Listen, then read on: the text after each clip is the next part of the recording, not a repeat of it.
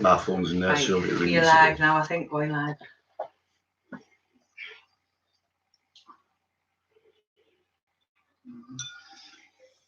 My answer is not good. Not that bit. Right, you're live now. We're live. Right, guys, we're live.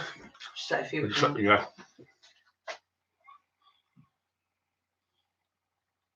Kind of. So, yeah. Right. What's up with it, like, Brian? Just get a plug for it. Plug here. Where's that plug? This? Is it in charges? Yeah, can you hear us, guys? Anyone? Yeah. What I'm talking about. I'll just get that plug. Am I? Yeah. Yeah, you can just still talk. But it's only like we're starting. Right, go on. Yeah. All right. Hello there, everyone. It's me, Brian Cockrell, on the Taxman Show. I've got Kevin Kilty back again. He seems to be taking over. I think he's going to be taxing me. So, but yeah, Kevin, welcome back to the show, mate. Cheers, Brian. I popped in the man a bit. You and Terry, like you're on and off later than what, but you're very well liked people. People love you.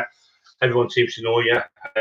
Yeah, what we're going to be talking about, Kevin, it's well, for a few maybe questions for you and you, maybe a couple to me, but yeah, I was just going to start off with a couple of stories. A couple of them are comical, but a couple of them I'll say in fairly big detail about certain police operations, but not going into too much detail. I've not heard back yet from the solicitor to say exactly, but there's a couple of things I can mention, you know. That's great. No, yeah, I know. I can't wait as well, yeah. A couple of things I was going to ask you, and I was chatting and thinking about this earlier on, is about the fighting that you've done and been into. And as I say, it's not as if you started fighting going around wanting to bully everyone. It started with your training, you being the man to be wanted to work for on the door, the hitman type of thing, you know, the enforcer. And then you were probably that good a doorman that you weren't, it wouldn't be right for you to stay on one door all night. You were like on call, weren't you? Like that door, that door. We were like the police. We used to call us the Fifth Emergency Service. Because we're all over, you know. Like, so we'd be called. We might have to go to Eddie at Sunderland, be in Stockton.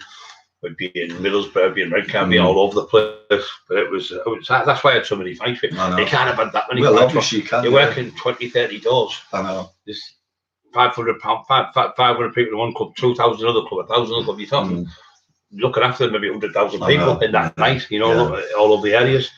And them days, it was, no matter what people say now, you get some people say, oh, it's terrible now, it's just that and the other. It's terrible with drugs and the people who are into drugs in a small way, selling crack. And some of the little down and outs chasing them with them. But the violence then, the hard men then, the trouble, there was a lot more dangerous then. Fisticuffs than it is now, and with reprisals, with shootings, it definitely was. Definitely was. When people were a lot more switched on then as well, because now they seem to get caught a lot easier now. And there's a lot more technology, and people are really switched on. As we know, a lot of our friends have passed away, or been up for murders. Some of them been up for 3 murders and got off because they were that clever. It's actually proven what when you're at court, you've got to prove it without the shadow of a doubt, 100%. And if they've got that little bit of, well, I'm not sure it's him. So one bit of a doubt they've got to acquit, and I think that's why the CPS now. I mean, it's obviously not the police that bring charges; they present the evidence to the CPS, and then it's up to the CPS to decide have we got a good enough case. Years ago, they'd charged you with a reasonable amount of evidence. Now they've got to be near enough certain. To be charged now and on bail and things like that now, the 99% chance you're going to go to jail, or you're going to be at least charged and going to court. And it's all top. The PPS are all top bosses, so they know the law inside out. They're very clever now. But the stuff they've got now, we've been watching a program with my wife. And the science has come that far forward. I'm not even just the police; they're probably just the same police that was about in the 80s. They haven't got any cleverer than that. The profile ones have things like that, but the technology and the computers. Nearly everyone's getting caught through the phones, Kevin, these days. And the people who are doing it is not necessarily the police, the general police officer. No, you're right. They're employing someone. Like years ago, when people committed a crime, they'd take your fingerprints. And they'd send it to the forensic lab at Wetherby, it was then. That's right. And it would sometimes take 3 weeks or more to back the print analysis. Yeah. Whereas now they can literally do it. Scan it. They straight put away, your hand on the scanner now. yeah. Scan it and you're done. There's no that hard stuff you used to get off your hands, that black stuff all the time. Yeah, Get off the tissues and. Yeah, you're right, and the technology of the swabs and the DNA, which is a good thing, because if you're innocent, I know, it's got a lot of people off who have been fitted up by the place over the years. Yeah. People are getting off of it now. And prior to this, well, especially prior to 1984, this Police and Criminal Evidence Act, but even after that, there was quite a few, not everyone, but quite a few police who wanted to make it to the so-called top, or not, who would, 100%, yeah. And I know of a few cases where a lad in particular who wasn't on a robbery, but a robbery was committed. Yeah. And the detective who raided his house, he was against him, so he fitted him up in a manner where he searched the lad's house, and part of the rope that had been used to tie this businessman up and rob him was found in his drawer. Yeah. That policeman planted that. Linked him to that, yeah. Linked that. He was innocent, definitely innocent, the lad. Yeah. He was a criminal, but he wasn't guilty of that crime. Yeah. But he got fitted up and he got, I think it was 6 years. Yeah. Which, when you think of it, 6 years away of your life, especially if you have not committed that crime, you know what I mean? I mean, some of the scumbags years ago, I say, we all know, you can see them a mile away with the down and outside. You even see some dickhead kids now intimidating people going into shops or up licenses. You, literally, all you feel like doing, there's no law. You just get out of their neck and strangle the little low-life cunt slowly, wouldn't you? You would, wouldn't you? You can't do it because the cameras are everywhere. Yeah, I mean, they've got these cameras now, Kevin, you can put in your key. Somebody comes, rings your doorbell, comes up on your phone. I know. Technology is unbelievable. Yeah. And we talked to that Dave years ago when we got pulled in. Yeah, Dave Allen, surveillance expert. And he said, what they've got now, Brian, he said, what you've got there is a tracking device. He said, but the thing is, they've been up for 12 years. They've got stuff for you haven't got a clue. They've got stuff that can point out your window and listen to everything you're saying. But now they don't even need bugs no more. No, they don't. In the house, they don't need it. And just outside, well, listening device points at you and hear everything you say. You can't even, it used to be an infrared beam which they hit the window. The window would become a listening device. Now they don't need the beam. They've gone past that. So I know. It's when that did see every phone's receptor for. But every phone you've got, even when you take the battery out and turn it off, they still can hear what you're saying. We know people have smashed the phones up, smashed the batteries up, burnt the SIM card, and still get the technology because it's cyberspace. And everything's registered, isn't it? It's all downloaded. Whatever you do on your computer, and whatever you wipe up and throw the phone away and smash it over with a hammer of it, it's still registered. Like you said, you can't get rid of it because that's how these people, these like paedophile rings and things like that, get caught because they put all of what they do is get them, Kevin, as you know, and they'll put certain keywords like you said. It's not the actual police that do it. It's these like people like from college and experts. They'll sit there and they'll put say somebody says you horrible whatever, and they'll get that word and that sentence and put it up and see how many times they've said it. I think that's him again, that's her again, that's him, and that's how I mean, look at them, even North East as a squad. I don't know what they call them. We've seen normal lads in there snaring people, aren't they? Catching them, and when they're turning up to meet or groom a young girl, 10-year-old or a lad. They're there. Which I think, I've not been disrespectful, I think it's fantastic. It is good, and it's for the police work as well. Yeah, I think great to get them type of people off the streets. You're not doing anyone a favour by not making a statement. It's like, I'm glad you make a statement against people, children or old women. I want jail. I can remember only about 4 years ago, maybe, my other brother Ray was alive, and Maureen and Paul, who you know well, Monkey. Oh yeah, Paul, yeah. They said to us, do you fancy having a few days away at Whitby? We pay for it. And there was Monkey, Maureen, and my brother Ray and his wife Kath, and me. And I'd been having not problems in trouble. There was a little bit of stress around the family, and I thought, I'm not really getting much consideration here.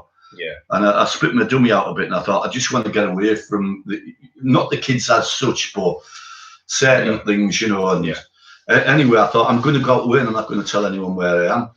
And obviously, with me being then a lone parent and living on my own, the kids were growing up as well and they were panicking. So what I did is I took the SIM card out of my phone. I bought another phone, SIM card in that. So the phone that was my phone was with me, the SIM card and battery out. And I go to Whitby. We stayed in this lovely cottage adjoining a place called Argument Yard. Anyone who knows Whitby will see Argument Yard, even though we weren't arguing at the time. Called a lovely place, really cosy, bright. And anyway, no one was in contact with me for them 4 days, and everyone was panicking. Heidi was panicking, Richard panicking, Lou, Jack panicking, saying to me, "Man, what's happened?" Saying to Melanie, you know, "What's happened? Where's Dad?" And they were really, really panicking, ready to phone the police and report me missing. No one knew. I didn't tell anyone where I was except the people who was with me there, and they told no one. Anyway, Maureen got a phone call off one of the kids, said, "Oh, will you tell me, Dad? We know he's all right, and where he is. He's at Whitby with yous." And obviously, you know, found out with the technology. My brother Brian, who was in the SAS. Hold on, just give me a second. Boom, boom, boom, boom. Don't worry, he's at this place. In Whitby. I think you shouldn't have told him like Brian. I was going to stay another week actually. Something like 26 satellites they've got. Pinpoint phones and stuff, and we were talking about Bass the other week about it. He says the technology they've got. There's a special name for it. I can't remember now. What they do is out to catch these people who are doing these horrible things, you know, like trolls and things like that. But what they're saying now is the government is saying we've had these other guys helping us now. They're called Paladon, and they're working for Parliament, and they're all advocates, all excess solicitors and things. They're helping as well now with all these cyberbullying, because there's that many children. We're trying to get a petition up now. Big Joe Egan's going to help us. David Ashton's helping us. We're going to ask Joey Parler, people like yourself. There's loads of us putting our names to a piece of paper. Tony Turner will be helping us. All the guys from London, Big John Lead from the gangster lad from those in the Mafia, he wants to help us because he gets trolled as well. So I said, if John Lee can get trolled and Brian Cock can get trolled, anyone can. But we are, you know, we thick-skinned. But what's people associated with the girls and stuff. But what about the people who are like people who've got mental health problems that bully? Taking their lives. What about the people that crack it up and going and sitting section through these bullies and laughing and joking and laughing about them? Laughing, and trying to get them sectioned. It's just horrible, you know. I can't understand why anyone would want to sit putting false accounts or whatever you call it all day long and sending messages to people. What do you get out of it? What do you get out of it? Well, all they're doing is providing these people with the evidence to convict them, because eventually it does become a criminal charge, and every jail. Well, what it is, Kevin, if you're putting fake accounts on different ones, that's called trolling. But if you send a message to someone and it's a lie, and you know it's a lie, you can be charged. Well, I think it's section 172, 2A, and I think it's 4A. And it's a criminal offence to make false accusations against someone, and you willingly known that you're doing it. Or if you're sending messages to someone, it's distressing them, or they're threatened for their lives. Absolutely, it's against the law again. So you need 2 malicious communication, but when you've got thousands, and they find them and they put them all together, you're in serious trouble. And when also you've got the other thing where people who are sending these messages to do certain things, whether it's to kill them or to I don't know, burn the house, whatever. That person who's receiving them threats will become in fear of their lives. And if they come into conflict with that person, and they end up doing some damage to that person, their defence is, hey, I was in fear of my life. And for that, you end up getting acquitted. You've seen it many times, right? And another thing as well, when you threaten to burn people's houses down, that's one of the worst charges you can get. The threats to burn somebody's house down, and you're found guilty. I mean, I got blamed for years ago, but I didn't do it. But you got 20 years. 20 years. I remember a bloke burning a barn down. He got 20-year life. He got out. You know, he set the same barn. They rebuilt it. He said, obviously he was injured. His barn had gone in jail. But he ended up getting 40-year all in for setting a fire to it. That's really, you know, it's a serious crime, isn't it? You know. Yeah, it is. And it needs dealing with all that type of stuff, you know. And what happens then as well, because nowadays with the mobile phones getting confiscated off the police. I've known a few times, and you've read it regular, where that mobile phone or the computer or whatever's been seized, they've checked it, but they haven't checked it immediately. Months after when these experts are available. There's an actual backlog, like you said. And they found porn on it and things like that, child porn, and that person's not got just jailed for that offence. Got jailed for the You've got to remember, all these people who do these things are on drugs and on alcohol, and they're doing it. I can't remember 6 years back. I can't remember 6 weeks back. So what they're doing, they're forgetting what's in the cyber. Either delete all that off there and they won't find that, but they're forgetting what they've said. But they're finding it and bringing it. And we were watching a program the other night about how the police do it. And you said they weren't police, there were people who worked for them. Experts, experts, computer experts. So technology is unbelievable. But it's just it's a shame they're doing that. Anyway, we'll change the subject to something else. Yeah, another quick thing I was going to talk about there, just off the bat, man, you probably won't mind me saying it, the person, but it shows you how good the communication systems were, later years and years gone by. I mean, one particular thing is the Iraq War. Obviously, I know someone who was very close to that and a military expert who undercover a couple of them actually, and he once said to me that the Iraq War literally was won because of the communications breakdown of the Iraqis. And what was happening, a bloke called Peter de Villiers, who I had the pleasure of meeting, head commander of the full Gulf Army. You'll have heard of him, Brian. The greatest soldier probably ever. And actually, I've met him. He's a friend of my brother's, Brian. And Peter de Villiers obviously was in charge of the SAS and the British forces for the Gulf Commander-in-Chief. And can you remember Storm Norman, the big American bloke? When they were ready to go to war with Iraq, it was about 2 weeks out away from it. And Norman Swartzen had a big meeting with Peter de Villiers. And in this covert meeting, the Americans, as a do bravado, said to Peter de Villiers, right, I've made up a plan where I think it's best that we get the American Special Forces, but more so, I think we should get the British SAS and send them now behind enemy lines covertly to check on them. And Peter de Villiers said, "Sir, I'd done that 6 months ago." And he sent the SAS out, because each one of them can speak fluent Arabic, and they can easily be dressed up. And what they were doing, they were on the telecommunication lines in the desert. They were for months checking where they were. On night, digging a hole 2 meters down, explosive on it, thinking that's there, going 10 mile up the road again, and doing it within about a 1,000-mile radius. So when the war kicked off, the SAS lads will still be undercover, boom, blow the communications up.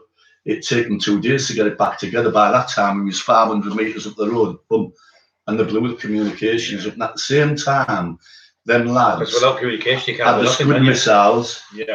They can be out of distance, dropped off, and guiding them in. Magnificent. We've got the best special forces in the world. No matter what. The SAS are the best ever. That's why they train the Americans and everything, so not everyone knows that. And that's why we've only had that Iranian embassy siege that once. I remember that as well. 41 years ago this month, just gone. I was watching the Italian, it came on. I was thinking snooker or something I was watching. Well, the snooker was on at the time, When it came on, was on, breaking news. Now, what's this? I'm watching, I think it was Alex Higgins and Thorburn or something like that. And breaking news come on, and that came on, didn't it? Like the siege and the embassy, and they went in and saved up, didn't it? And that was what literally brought the SAS to the top. And then you got a lot of Walter Mitties want to join it, but they've been like that always. And one of the big things after that confrontation, they came out of there and rescued all the hostages. Or everyone had the adrenaline and they stood on edge. And all the country applauded it. And anyway, as one of them was coming out, just shows you on his mind after doing whatever, he turned round to a reporter and dropped his mask down. He says, "By the way, who won the snooker?" True story, that. And another true story about it is one of them, there was like a court martial thing or whatever, and one of them was in the box and says, "By the way, soldier X or A, is it true that you fired, I'll say a figure, 120 rounds into the terrorist?" "Yes." "Why did you fire 120 rounds into him?" "Because I ran out of bullets." I knew you were going to say that. That's a true story. We had a guest on the other week, a lad called Gary Carroll. Really tough lad. I call him real life Rambo. They're trying to make a movie about him. He's doing a book and that. But he's a lovely lad from Dundee. We were about the army cadets and that, and telling about the Bren guns and all the stuff in the 303 and stuff. And he's a lovely guy, but he did all that stuff. He was over there. After the war finished, the ISIS come in he went back without getting paid. And he bought his own machine guns and all these bullets and everything and went in. 2,000 girls were took by the ISIS, and he went and helped rescue loads of them. He'd go from Turkey and back and with him, and you've been in and out of Iraq. The real life Rambo, isn't it? Real life, he is, yeah. And he was in the Foreign Legion. He got his back. It was in an explosion when his back was blown up. Tells the full story, but it's on when you look. You go. That's worthy of a film. That. Oh, he's a brilliant lad, absolutely brilliant. But yeah, he doesn't pull himself up. You ask him, he tries to go under it. You know, not as tough as I am, but he is. He's a lovely lad. But yeah. Another thing, going back to the crime. Well, I say crime side of it. You know, all the fighting you've done and what have you. Yeah. And as I say, some people say, "Oh, you can't have had that many fights." Well, some of them might not have been a fight, so there'll be a confrontation, and you attack them, they attack you, and boom, you know, the next minute laid out. How many times has there been? Because there'll have been quite a lot, I think. Yeah. I mean, I've had the situation myself, and now knocked the odd person out at Bentley's, and they've actually, sadly, you know, the bowels have went and things like that, and you don't feel great about. How many times have you been there and seen something you've done and thought went away? I think he might be dead. Oh yeah, I've heard a couple of years. I had one. We were working at Don Spennymoor, and the worst people in the world is people gone there. So he stood giving me this and all, you know, and he's standing. He said to me, that was the word. Stand to eat soldiers. I was really young. I was 24 something now, and fuck off, you dickhead. When he started jumping around, and anyway, I caught him, bang, the chin hit the floor, banged his head, and it was on a bit of a bank, and the blood's coming out and pouring down there. I thought, fucking hell, killed him. So I had to run upstairs, and I hid in a big freezer. And John Black and them were all there, and Steve Cove and John Watson and all them, they hid in a cookie in them, and I put me in the freezer, and I hid in the freezer, and I come around with all these burgers on me and stuff. I was in this freezer. What, they put them on top of me in this big freezer. I come in, knocked down, went, so he's gone. Anyway, they nicked me the next day at somebody's house, come round. Well, then they put me in these cells, horrible cells there at Spennymoor, old Victorian type cells. Yeah. And anyway, I got off with it in the end, but the lads was in a bad way. I was all right. So he didn't press charge in the end, they all got dropped. But then he had a fight with another lad in York. And it was a day where the rugby was on and Leeds United were playing in the football down that way. It was a nightmare. Me and Cookie went down. And we went to a place called Railway Keys, it was called, at the pub. There's 365 pubs actually in York. So one thing we did, well, they used to, maybe not now, but there was then. And then I thought this big lad, I knocked him out. And you know, you hit him and he's gone in me. I thought he was dead as well, you know. So I had a few, and then I hit another one at Leo's when I was about 21. I headbutted him and he hit the floor and his head cracked, and he was in a coma for 2 weeks. And I tell you the truth, I was like shitting myself, you know. But they said I was Scotch lad. I ended up getting on the Dawn film, so I was only about 21, 22, I think, something like that. It was scary because you're getting to people phone the hospital and see if he's all right, and then he would come out of it. Because once that happens, however it happens, whether it's you having a clean fight and you hit someone, and they're it's manslaughter, isn't it? You know, or worse still, if someone has hit someone, they carry on hitting them or hitting them. Or you see kids these days now, someone will say something daft over Facebook or to them, and a rival drugs gangs, little ones, they'll run after with them, the next minute stab them, and they're on remand. And once that's done, there's no going back. No, that's it. But the charge is there. Then you're literally throwing your life away. And you're also, you got to remember the streets. All these council estates now, every street in it's got a camera. I know, yeah. And if that street hasn't, the street before it's got it in, and it can pinpoint you. And you've all got them smartphones and everything. Everyone and a pinpoint you're with him, Tommy Jenkins, Andy Smith, and all these people. Do you think they're going to stand and go, I did it. It's not, I'm Spartacus. You won't get all that. You'll get it. It was him. They'll all grass you up because they're not going to go 25 years for you. And it's not worth it going to jail. I know a couple of people who are on remand now. One in particular, I won't mention him, but there was a tough lad who went for him and started fighting, and in defence the lad stabbed him, and the tough lad made a statement against him. The lad's on remand now, waiting for attempted murder charge, you know. It's not nice. It's just not worth it, is it? And you've got to remember, in that jail, it's not like the jails years ago when we were in. They're easy jails, but it's the population with. They're not like old-time criminals. You know, years ago, the code of criminals are like, it's them and us. But now it's just, they're all on that, not all of them, but a lot of them are on that spice, and they're all walking on. Like, some of these, we were talking to someone today, lad, He was saying, "What it is now, Brian, you're in, and the screws aren't actually on the yard with you no more, because they'd be on the yard in case you try to get drunk. There's people walking around having pipes and crack and everything, and right in front of the screws, you get nick years ago for it. They daren't go near them because it's spice and things. Yeah. And they say to the screw, smell that, and poof. Next minute, the screws smelt it and collapsed on that. There's a few of them being in hospital. Yeah, it's serious. Well, a friend of mine who was the main goes round when you've been spited out of that stuff, and he helps them. But the jails now are just not like they used to be, especially with spice, and it's the dangerous. So for people like that, there's no even like communication. No, years ago, you'd be able to tell stories to each other, keep each other company, just put the radio on, listen to the football. That's right. Read a good book. They're just zombies, aren't they? They're living dead, some of them. They're walking dead, walking about, just wanting, I need a fix, I need a fix. Do you think that makes it? I don't know, because the last time I was in prison, the only time was 1976, 1977, early 88. 10 hours in. Do you think that makes it harder now for the, I would say, normal person that goes in, who's maybe he's not into no gear and whatever, and he gets sentenced, and then he's just surrounded by zombies. Yeah. And let's face it, some of them are down and out, aren't they? There's some really, I'm not talking about all of them, there's some really sad cases in prison, and you know. Well, you go in prison for a white collar crime, pinching a car, something, or smash the windows, whatever you've done, you're in there, and you don't remember, you're in jail. You end up being a full career criminal when you come out, if you're doing a few years. Yeah. Because they teach you, the Bible teach you, what you do this, mate, and they tell you, the other cons are telling them. So you go in there, and amateur, you come out professional. And they're getting contacts on it, so the gear and exactly. This, that, and the other, And then the people who go in there clean end up taking drugs. I'll just have one.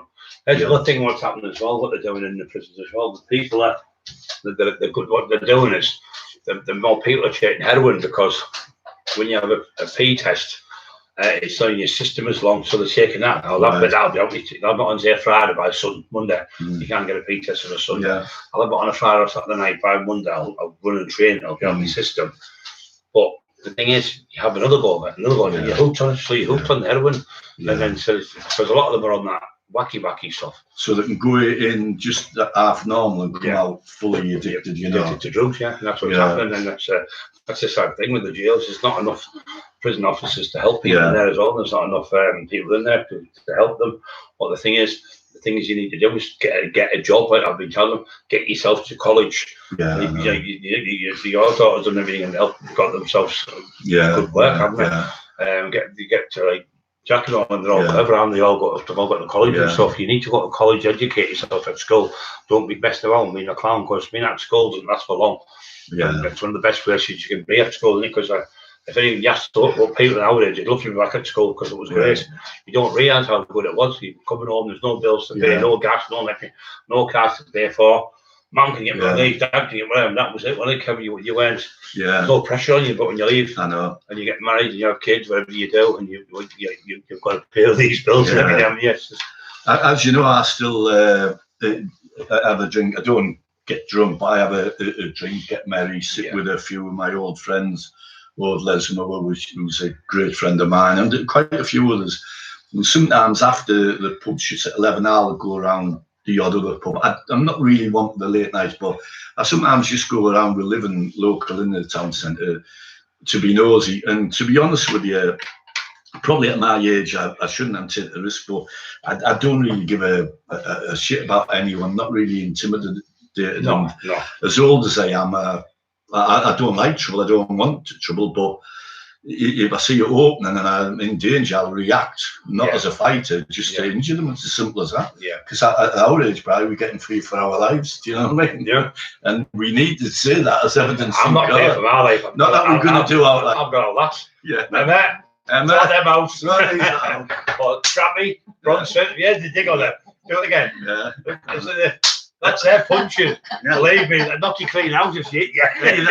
I've been training it. I think you're going to come. Rob Holloway said there, she's done compiled this case we've got at court, and she's done it like the bottom of the barrister said, you'd think it was an attorney's done it. It's absolutely irrefutable evidence, which you can't lose with it. And she sold it to a few people, and Rob Holloway said to me, my friend, you went, Brian, don't fall out with her, for God's sake. But we've had a good week this week. We've had some great news today. Where Scrappy is. He's down here, as usual. He's on the floor. He loves Kevin. He likes if he really likes you, reason, if he really likes you, he brings toys to you. Like, he pinches them shoes and steals them in the garden. Well, next week, if you can, I want him to see. He brings things to you. If you can, videos. Yeah, well, videos. But can you take him to him? Bring me one of them dodgy wigs back. That's sharp, yeah. That's sharp. Yeah. Anyway, going back to the pub situation. Bite it off the person, you mean? Someone's asked me to interrupt you for 1 second. Oh, not again. Emma, when you get a chance to intervene, please would you ask Bri if the man who burnt the barn down was called Maurice Bland? I'm not sure, mate. I just remember reading about it in the newspapers. It's a true story. Obviously, you know him. And I remember being in jail with that John Dryden. What were you in with him? Yeah, I was in twice. I was a lovely man. He had his own house and he built on his own land. And the council tried to evict him. And he was on there and the police come and he took the piss off and he shot the copper up the arse and killed the councillor. No. And shot me, said, "It's a good job, Brian." They had a Bren gun in the house with about 600 rounds of ammunition. Did you say that to you? Yeah, he told me. He said he had a big Bren gun. They found all types of guns in his house. And he went up and they done him and he got 6 years. And I got him some cigarettes a couple of times when you could wait. Didn't he appeal eventually? No, we appealed and he got an extra 3 years. He got 9 years. I said, "Oh, you didn't get enough." Big news. I think he'd been in for I think he did about 15 years because he'd been in about 6 or 7 years. And when you appeal, you have to start your sentence again. So you had to start again plus another 3 years. Question. Yeah, Sam Ambler said, "Can I ask a question? What do the lads think of heroin dealers? Personally, I think they're killing our kids and communities and should." I really think you're talking absolutely 100%, mate. If you're selling heroin, you're doing drugs. One thing I've never done with that shit, I was never, because what you're doing, you're taking the food out of kids' mouths. People are taking it, you can't get off it because once you're on it, it's like eating food or drinking water. You need it, you're addicted to it, and the cravings for it is terrible. It's called cold turkey because your skin goes like a chicken turkey type of thing. Very hard to get off, and the thing is, once you're on it, you're on it for life nearly. But all these kids are starving and things. And the burglars, I personally think they should legalise it myself. Yeah, how many kids are getting took into care because of the parents on heroin? Yeah. And the people who are selling the heroin, they don't know how many times it's been batched and what's in it that could, potentially kill you. The reason why I think you should legalise it, Kevin, I've been asked this by MPs and things like that before. So if you legalise it, do you mean so it becomes a medicine prescribed by the chemist? By the chemist, by the doctor, by a nurse. You go, you have whatever you take. To actually get £20, it costs about 20 grand. I know you think I'm cracking. No, you're breaking someone's house, you break the window, then the locksmith comes in the window. So, then they get arrested, the police have to be paid. Then they go to court, then the solicitor, then the barrister, and then what happens? They go to jail for for 20 quid. Why don't you just prescribe it to them, right? And what can happen there is the flip side of this: no one's going to die because they won't overdose. There'll be no gangsters selling it. The kids will be getting the food, and they won't have to steal. The prison service will be alleviated because there won't be as many people in prison. And the other side is the Taliban, whatever you want to call them, the terrorists, won't have no money because 90% of their money comes from drugs. Very good point. And it comes from Afghanistan. Really good point. Good point. The Duke said, "Thanks for asking, Emma. The second time he burnt the van down, I went past him on my round in the van, and he was sat waiting for the police while it burnt down." That's right. I think it was there. He was institutionalised. That's why he done it so he could go back to jail. If I'm right, mate. Well, again, that's a sad case, and he'd done all them years come back and bed to the same. Farm must have been devastated. Talking about heroin, there was a time when was in the papers and down at Middlesbrough, Melbourne House, which is in Newport. It's a bit further down and out and that and what have you. Yeah. And there was a lad that came out of prison, going back about 15 years ago. And the story was in the papers. He came out and he'd overdosed on heroin the first day. Yeah. Come out, collapsed outside Melbourne House. 2 police officers came and an ambulance. And his heart stopped. He was dead. So anyway, as a last resort, the police and the ambulance giving him CPR and defibrillator and everything, dead.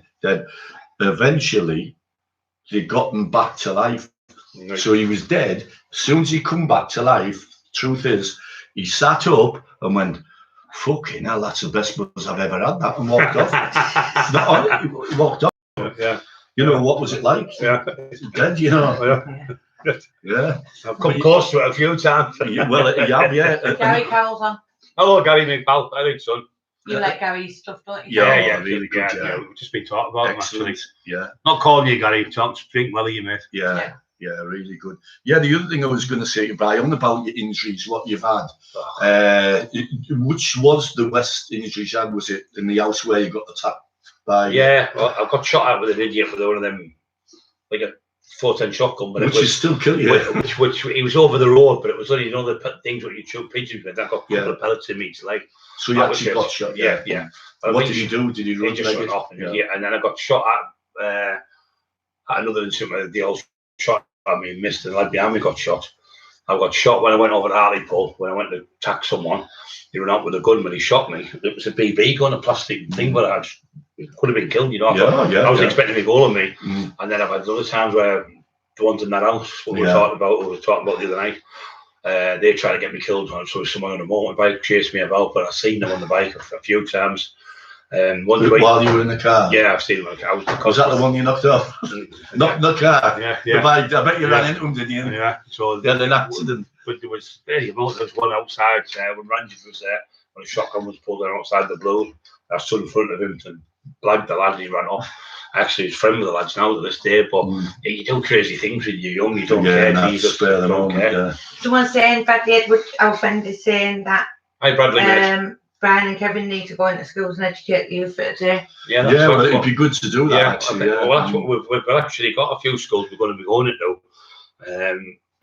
And we've been asked in a few people in Stoke, we've been asked, lad who was a school teacher, but he lives in Australia now, he's a really nice lad, he's really in with them, and we've asked the mayors, we've asked, so we've only got, I think it was don't Durham, what's the old little phone? Doncaster jails here phone, we're going Namley's phoned up and a few others. You'll have a list where you might be able to do it, and you'd be able to come up with some deal, whether it be with the prison or the Home Office, where you can be a deterrent, especially if you're going into young offenders prisons where, I mean, we went in and spoke to somebody before me, and Richard only twice 3 times we went in. But then again, we didn't go into depth about the stories you have. And some of them it helped, and one of them actually was allowed out to come and watch Richard race with 2 prison wards, which is great. And actually, at the time he come out, he broke the all-time North Eastern record while the lad was there. Luckily, the lad was released the week after, so he was. That was good. But sadly, some of them young lads who were only 18 were in for life. So sad. And you're talking to a group of them. No, they're not getting out. Yeah, and you think he's getting out in a week, he's getting out that. He's got 15 years to do, it's horrible. Right, you've got a question for the players on Bradley Bush. So I spelled your name correctly. Can you ask the lads what's a funniest situation you two can remember being in together? Kevin? I don't know. Well, I can think of a couple, but I don't know. There is one, but I'm not sure whether Brian would like me to mention it, so I might tell it next week, because it's really, really, really... Yeah, tell him now. I'll bother tell him. It's funny. What about the...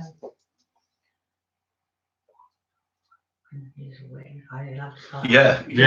Go on then. Is that all right? Yeah, tell me. I'll tell you it, but I'll tell you, but I won't tell you the full. It's not the same. I won't tell you the full exact. It's the truth. I won't. I've actually said I think it might be both. The full facts. I'll let Kevin and Tarek tell the that. Anyway, there was myself and Bri, and we won't say. I'm not going to say the person. No. But there was some people who had a large amount of money. I'll say money, but they were drug dealers. Right? Yeah, they were drug dealers. Yeah, a large amount of money. I can't sue for reasons, but and you don't, because it's a family who we slightly know. But anyway, they had a lot of money, and we had it planned where this lad would go into the house, a lad who we knew, and they were out of the house, and he would go into the house and get into wherever it was, the room or the attic, and get stuff. Now, I was going to be a decoy where I was drinking at a pub with the lads, not with them, but near them, knowing that if they leave here to go to the house, I can get in touch, because we had shit hot walkie-talkies in me. Oh, brilliant. three-way ones, only on our line, weren't listening to. So I had it, but I didn't need to switch it on at all unless there was emergency. And then Bri would hear and the other lad would hear and get out, because we didn't want to be getting caught with a bundle of money, a lot of money, big money, probably in excess of, I won't say, maybe it's 100 grand, probably more. But anyway, it was an easy touch, learn them a lesson, and they wouldn't be able to buy more drugs with it. So anyway, Bri says, what can I do? Because I can't be seen going in and out. I said, well, you just hang over the field from the back of this club. And anyway, the club was the Newport Allotments Club, called the Cabbage Club. So I'm in there, got my eyes on the people, thinking, well, they're not going home, they're not going home. And then that was up to Brian, my other friend. I can see his name, but I won't see his second name. They called him Dean. And Dean was doing the work to get the money. So anyway, he's in the house getting the money. And then I go to the toilet and give Bri a big call. Is everything all right, Bri? Yeah, it's okay. Then I switched off. And I'm panicking because I didn't want Dean or Bri to be caught with all this money. Shall I tell him the next bit? No, you can tell him your bit after. Yeah, so anyway, Bri says, I'll just wait about in the bushes and lean against the fence and what have you. And, you know, just so he can contact me if there's anything comes on top, and I'll run over and help him. It's pitch black. So anyway, it comes where I try to contact Bri and there's no response, and the pub's shutting out. So I'm coming out in this area where it is in Winniebanks. There's about 15 cop cars all over, sirens going off, the fucking lot. And I'm thinking, oh, fucking hell, Bri or Dean's being caught here with God knows what, how much money. Yeah. And I go into the house and like a ventilator and say, oh, fucking hell, they'll go to jail. I mean, it was them type of years you would, wouldn't you? Yeah. They go to jail, what have they fucking done? And anyway, my friend, I'll tell you, it was Andrea Kelly, a really good friend of mine, and Lizzie Dawson. They were babysitting for us at the time. I went in the house to come running up with us and said, Kevin, what? And my heart's really panicking. What? It's Bri. Oh, fucking hell. He's been arrested. It took 12 of them to arrest him. I said, what's he been arrested for? She said, for flashing. I said, what? She said he was flashing. I'll tell you what happened. So Brian will tell you the story. And then I burst out laughing. What had happened, there'd been an old bloke on there, hadn't there? About 50-100-year-old flashing in the bushes, and the kids had reported him a few times. So I'm on the field, and it's a field we're on, and it's got like a garden with a little fence right the way around. Maybe a couple of hundred meters, right, but a little fence. A little fence, and the bushes up to here. So I'm in these bushes with these walkie-talkies going, you all right? And he's going, yeah, I'm switching about now, and phone, he's gone on the other side, we're doing this.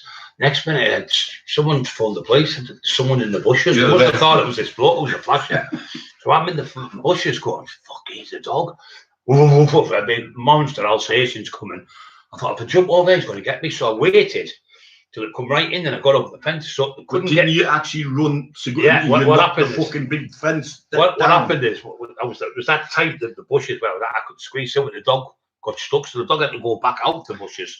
So I jumped over the fence. It was only small, and I'm sprinting across the field to get away, and I could run for a big lad. Yeah. But what happened is, there was two cops. The fucking dog ran after the copper and was biting the copper, and I jumped on the fence, and the whole fence collapsed. And I twisted my ankle and I got caught. About 20 meters, the fence went down. Yeah. They went, like, you can't have fun for a big lad. And I got pointed. And you dirty bastard, flashed at the kids. I went, what are you going on about? I'm fucking smashing in that time, screaming at them and went berserk. And the kids were going to attack the cops. Yeah, the kids were going strong at the top and everything. They were shot and stones. And I busted all the back of the van door and everything, and trying to get out the van. Anyway, got me in the cells. I was like, you know what I mean? I said, we were looking for someone. Yeah, you were locked up. Ben Tomlin come in, he's, where's your Mac? I don't think you fucking got. I was only young there, I couldn't say. Now it's funny. I come up actually to give you a lift when they're releasing you with a flasher, man. The values the Mac here. But yeah, it was really. True story, yeah. They let me go the next day, so. Yeah. Irish fight fan, baby crying, so can't watch full podcast to the end. Like to know if Kevin knew Lee before Brian and Lee's altercation, or had he much dealings, Brian? Yeah, I'll tell you basically. I didn't know him well, but I worked on a place called Bentley's from 1981 to 88. And in 1985, I was training and I was in really good shape. I became a doorman there. And competed as well, didn't you? Yeah, competed, yeah. And anyway, Ken Mellis, a Scotch bloke who I know, not a criminal. He has a daughter, Debbie, who I used to go out with a few days at one time. So anyway, Ken Mellis phones us up at Bentley's. Kevin, I'm with Lee Duffy. He didn't have the name he had when you knew him, but he still did have a name. Or there's this hard case, something coming. He said, "Can I come up with him?" And he come up to the door, and Lee Duffy come up to me. He says, "Kevin, Ken's told me all about you. You're a good lad. I've only come up for a quiet drink with him. It's a Monday night. Can we come in?" I said, "Yeah, of course you can, but do us a favour, no matter what, no intimidation or no trouble." And he went upstairs and he was talking to me, shouting me up. And to be honest with you, he was buying a few people drinks, and he come in the pub, and he was no bother at all. Another time, a little bit of a story I can tell you about Lee Duffy. It's quite comical here. My mum, Bryce, she was a proper Christian angel, and me and John McPartland and Maureen and Ozzy Bingham was with us. Good lad. My mum never went to work. She never had a meal in her life. So Mac takes us all for a meal to the Europa. And best place ever. And at the time, it was before you knew Lee, but he still was getting a big name then. He come in there and straight away, I'm thinking, as he got out against Mac, as you know, we're going to have trouble here. It was me, Ozzy, and Mac. And anyway, Lee Duffy was with. I didn't know that I was, but it was Anthony O and a couple of others. And he come over to Mac, said, "Hi, Mr. McPart, how you doing?" Shook his hand. "Can I buy you something?" He come out, and as our mum came out, she'd had a couple of whiskies, and she says, she dressed dead normal. She was a little angel, and she looked up and she said, "Who's that big fella there?" And looking at him, and she said, "Oh, it's Lee Duffy." She said, "Oh, do you think you're tough? Like I'll have a swing at you." She never had a fight in her life, but he started laughing, and so I didn't know him really well, to be honest with you. And obviously, Bride got to know him very well. The only thing I can say about him was definitely lads who, before Bride got on with him, I think Bride totally straighten him out no matter what. To keep him on the line. There was a lot of lads who weren't really tough lads, but sneaky fuckers who befriend him and hang him on and have him hitting people. Now, he's looking at you, Lee, he's doing this, and he'd go and smack someone. 100%, And I know he smacked Peter Wilson in the back of the neck with a can. He must have been a little bit wary of him, or he'd chin him from the front, you know. And another sad thing is he did it. A couple of lads who were decent lads, Popeye, who I went at the time. I think that was when he was off his head on drugs. He obviously off his head on drugs, and I heard one time the girl he was with, was it Lisa? I don't know this, but I got told up a good source that when he'd been shot once or twice, and just before he met you, he'd went home one night to a place in Eston and sat on the bed and tearful, saying that his life's messed up, and whether that was to do with the drugs, you'll know, Brian. Because you can be as high as a kite, but the higher you go, the lower you go when you come down, and then it's dreadful because you'll be up a date, everyone wants to be your friend, and all. Drugs you on about you, Brian? They like crack cocaine, ecstasy, coke, things like that, but we'll take an E mainly then, and you'll be high as a kite, and off your head, be out 2 or 3 days, and then you have to come down, you know, but all the so-called feathered friends, like Emma calls them, are all your friends when you've got loads of ecstasy and loads of money. When your money's gone, you go to jail, nobody wants to know you. So they just use you. And I've never done jail in my life apart for other people where I've been getting chased for stuff. I've been in the car with firearms or whatever they've had. So what was you got sent to jail for a driving offence, didn't you? Yeah, I got sent to jail for dangerous driving. I also had a fight with a lad from Stockton who you know well, what broke his jaw. You didn't get a conviction with that, did you? No, I didn't get a conviction, but you got charged with it. I got charged with it. Barry Stewart didn't tell Barry Stewart, you were there with us. Barry Stewart was the barrister, and I think it was MacDonald was the cop. Was the judge. Judge McDonald, he had to let us go because no witnesses turned up. Our lad had something like 300 fights, never got beat. He was tough guy, and I beat him. But I was up for that. So that was another time where because I'd tried to go into little Frankie's loft. You went to jail for that, like, wouldn't you? Oh, 5 years on there, just for one punch. It's Section 18, wounded with intent. Every time I hit someone, it was all Section 18. Where most people would just be in the edge. because of my reputation and things. Yeah, everyone was saying, "Oh, Brian's going to get big jail. He's going to get big jail." And I was working at Tall Trees at the time, and then I had a visit for you where you said to me, "Hey, Kev, you know this lad. You don't know anyone who could have a little chat with him, you know, and simmer it down a little bit, you know, and you can get a little bit of money." Yeah. Why don't you care for me, Brian? So I could have probably got. So I went up for the driving offences, and I've got they come for me, and it was the armed response always come then because I was down for. There was 24-hour armed response on the go. Carol was just said Barry Stewart was the only barrister they would use. Yeah, that's good. He was a friend of mine. Yeah, that's nice. Yeah. He was a good bloke, a gay bloke, but a good bloke. Yeah, he liked Brian. Yeah. I think he liked me better. He kicked me in the shin. He went, "That's an assault." Yeah, he did. I remember that. He kicked him in the shin. He said, "That's an assault." Yeah, with a toe. He said, "Can you fight really good?" Yeah, he kicked me. He said, "That's an assault." What he was on about? I did a run from the place. I ran down the stairs, and the policeman actually grabbed me around the waist, and we tumbled down the stairs, and I fell into the policeman. I got on the stairs. I got done for an assault. And he fell through the No, I didn't fall through, but foot come through. Foot come through. And I jumped up the loft, and anyway, I run to the top of the stairs, coming out. The cop hit me on the head, the inspector, with the truncheon. My balance went a bit, and the other cop grabbed me around the waist, and I fell down the stairs, and I got nicked. I got 3 months for that.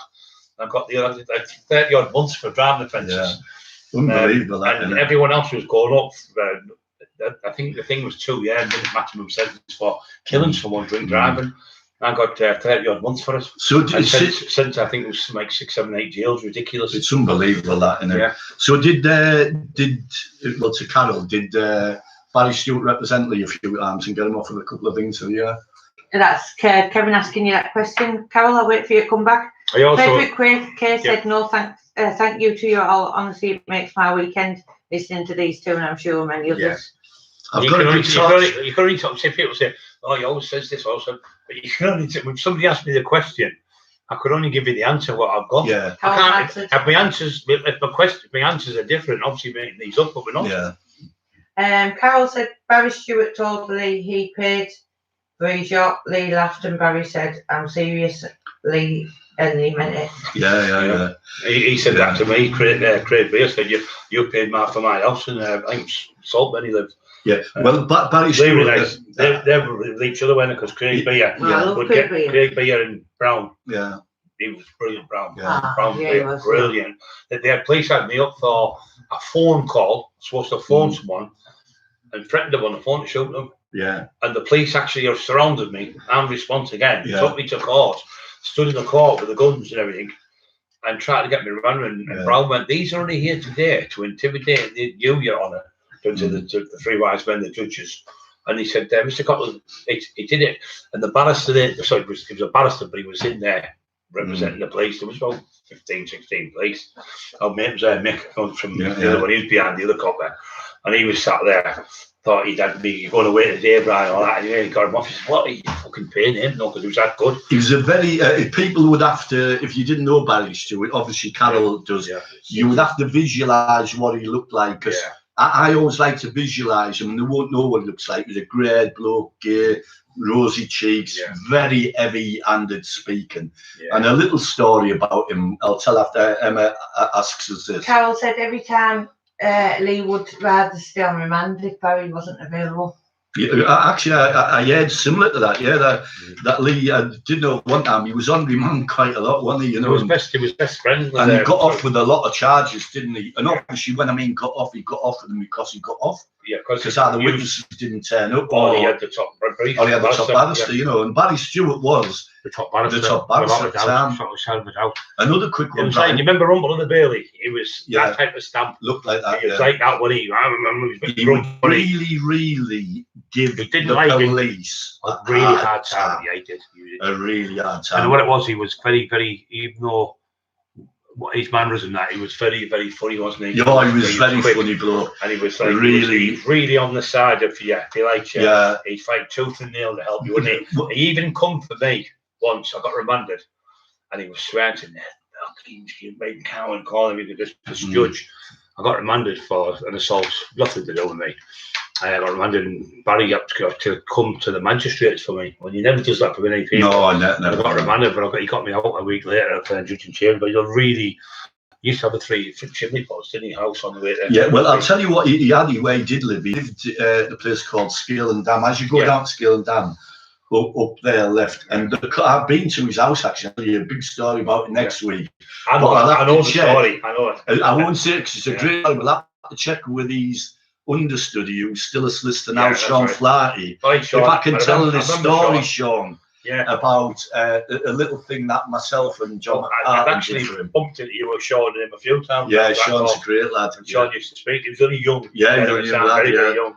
Smart looking, still smart looking look now, like. Nice kid, Sean, I'll have a little backhander for that one, like, you know. No, but he's not one of them, but one of them. He's a great bloke. Barry Stewart was qualified in American law, you know. Yeah, he was a good bloke. And I'll tell you a little thing about Barry Stewart, which you don't know.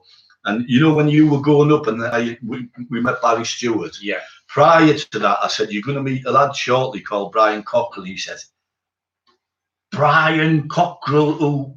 Big Brian, Scotch Brian. I said, yeah, really? Yeah. I said, I think he wants you to represent me. He said, wow, I'll do a good job. Yeah. And anyway, there was you and Mark Johnson. Yeah. And Mark Johnson was on a suspended sentence of 2 years and he had to go to jail. And I said to Barry Stewart, is there any favours you can do him? And he said, I'll give him the judge as best I can. And he got him off with it. But anyway, prior to you going, I said, Mr. Stewart, I've got a nice present for you. Make sure you can look after Brian Cockrell. And I give him, honest to God, a bottle of SAS wine. You can't buy it. Right. I'll get you some of my brother. Right. Proper wing daggers on a bottle of SAS wine. He went, wow. Yeah. Nice bloke. Right. Somebody said, can you ask Brian if he would have done MMA or UFC if it was as big as it is now in the 90s? Well, Bram and them used to say that you invented it, probably. He started American wrestling, having a laugh with people. I remember him picking up, I won't say the lad's name again, this hard case from Stockton, come over swinging punches at him. He dragged him out, I said, you daft bastard. Grabbed hold of him physically, and just rammed him into the car while talking, left him, knocked him out, and then all the other things choking. Brian wasn't just a lad who could fight with his fists. People these day and age, not only grab, he could be fucking violent. Not many people, some of these people who are trolling, you've never seen this fucker lose his temper. I'm telling you now, at all. I have a number of times. What's the worst time you've seen? Oh, a couple of times. Well, in Bentley's that time, he wasn't so much he lost his temper, he was very calm and calculated and physically violent. And a few other times, you know, he's ferocious, can sort things out, you know. And I'm just glad that I think he's beat the system. And he's never been, well, actually, you've never been convicted of a criminal offence, have you? Not really, not just a driving offence. So, you know, what you should do. I was down for Target 1 for about 5 years. They said the violence from 1992, 91 to 95 was the worst violence Teessides I've ever seen. Shocking. And you were responsible for most of it, they said. I went, no, all of it. And they said you were responsible all of it. And the police, they brought the top barristers to spend millions and millions to try and put me down to these crimes and that were supposed to have committed, but they couldn't catch me because I was always thinking, like, how do you catch Brian Cockrell? How would they do? And I'd come with the bugs, I'd get the bug detectors, they'd come with the people watching me, I'd have people, you know, watching them. We had all sorts of that. Give Brian his due. He knew I had a young family at the time, and he always used to come and see me for advice. But if there was anything that would risk going to jail, and he wouldn't really want to get me involved with it. He'd use his team where he was, and he did. I mean, he was a loyal team and all. A loyal team, very loyal team. I mean, these right with riots they were seen in New York, you know. Well, and the police couldn't control them. No. I think you know it's expired from you stopped them, didn't you? Literally. Yeah, we stopped them. And plus, when I was in Durham, when they caused the riot in Durham, 1991, it was me who was in there. Then they all went and smashed all the jail. 176 prisoners sat down. I think a lot of people think Because I've heard like people daft comments and stuff, and you're always going to get that. Brian must have went to the door. Loads of them went to the door. This, that, and the other to fight. I thought, little do they know, I've been on nights out with him. He's just been with me, and I've seen things that I wouldn't even repeat.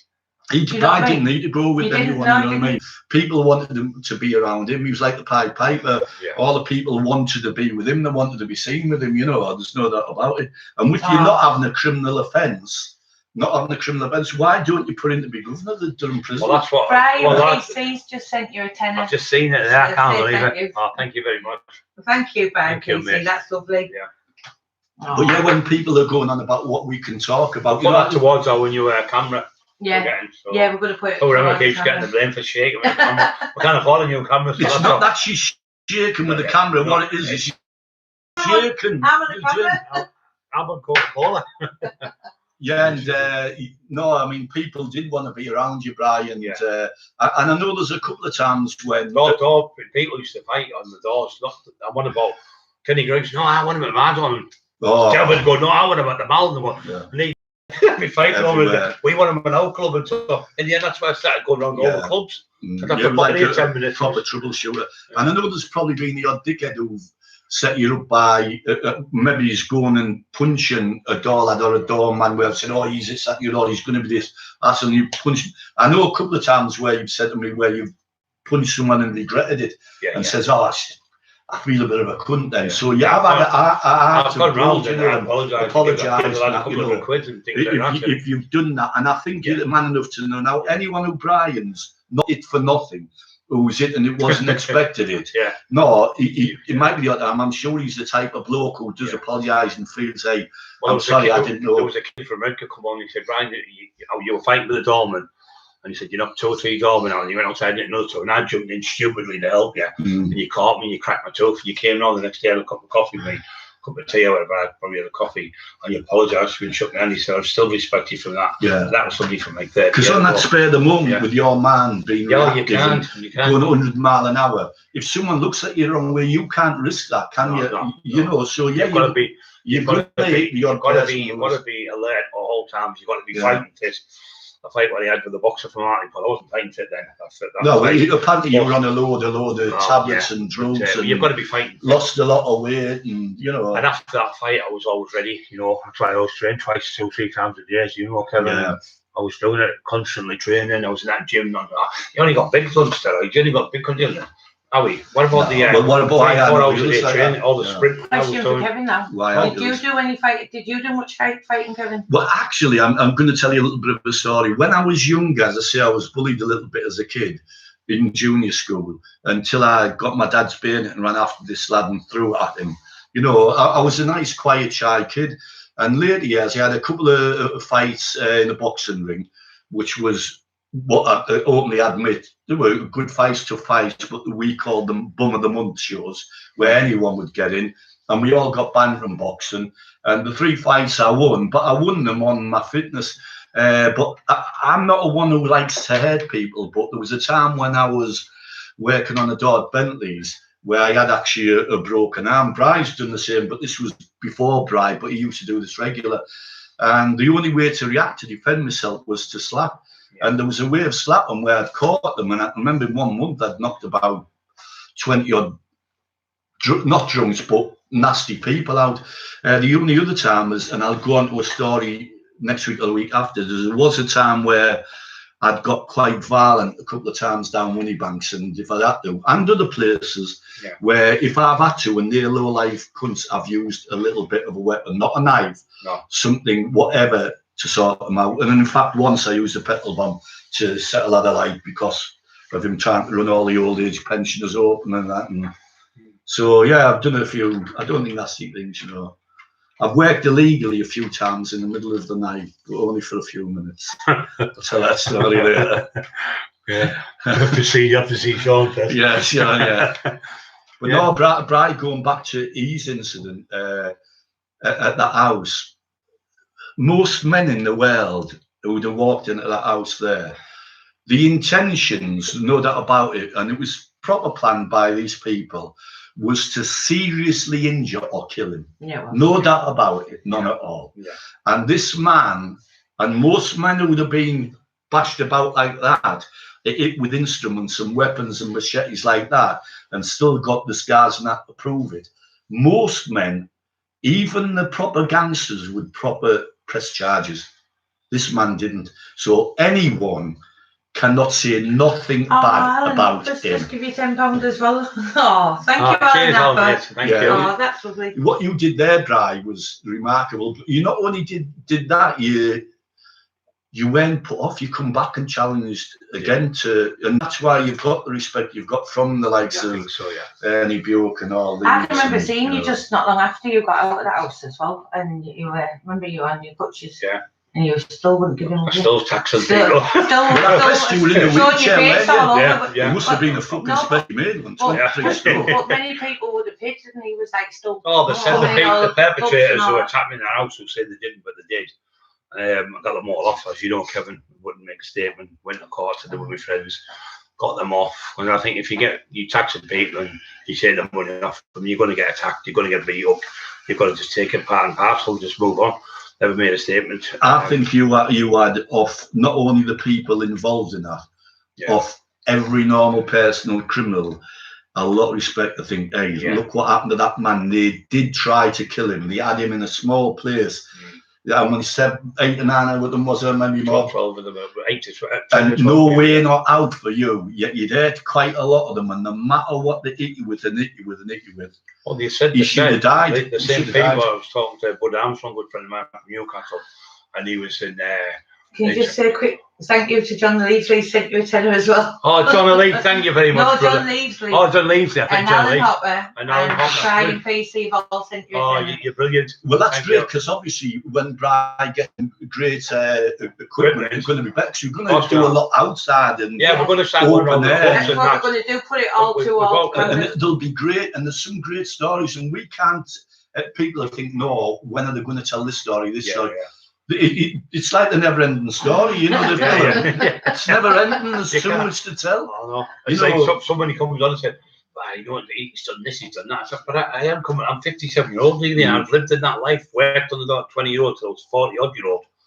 So it was a lot of years. I think it was 48 or something before he retired. Working the doors, 28 years doing that, and then I was still doing more stuff and taxing and going to fight people and going to Bradford BO and we went to Bradford, really nasty places. All the places really, I took cars off people down there. I took a Porsche off a land down there. Didn't you take something? Was it like a foreign bloke who was a bit of Corrado, two big 6'4" lads. Because when you were in Bam Bam having a race with the Cosworths for a bit of a laugh at fest, but man, it wasn't a fucking laugh. For me, I was passenger. 150 miles an hour on the way back. I could drive for fun. And I wasn't a rally driver.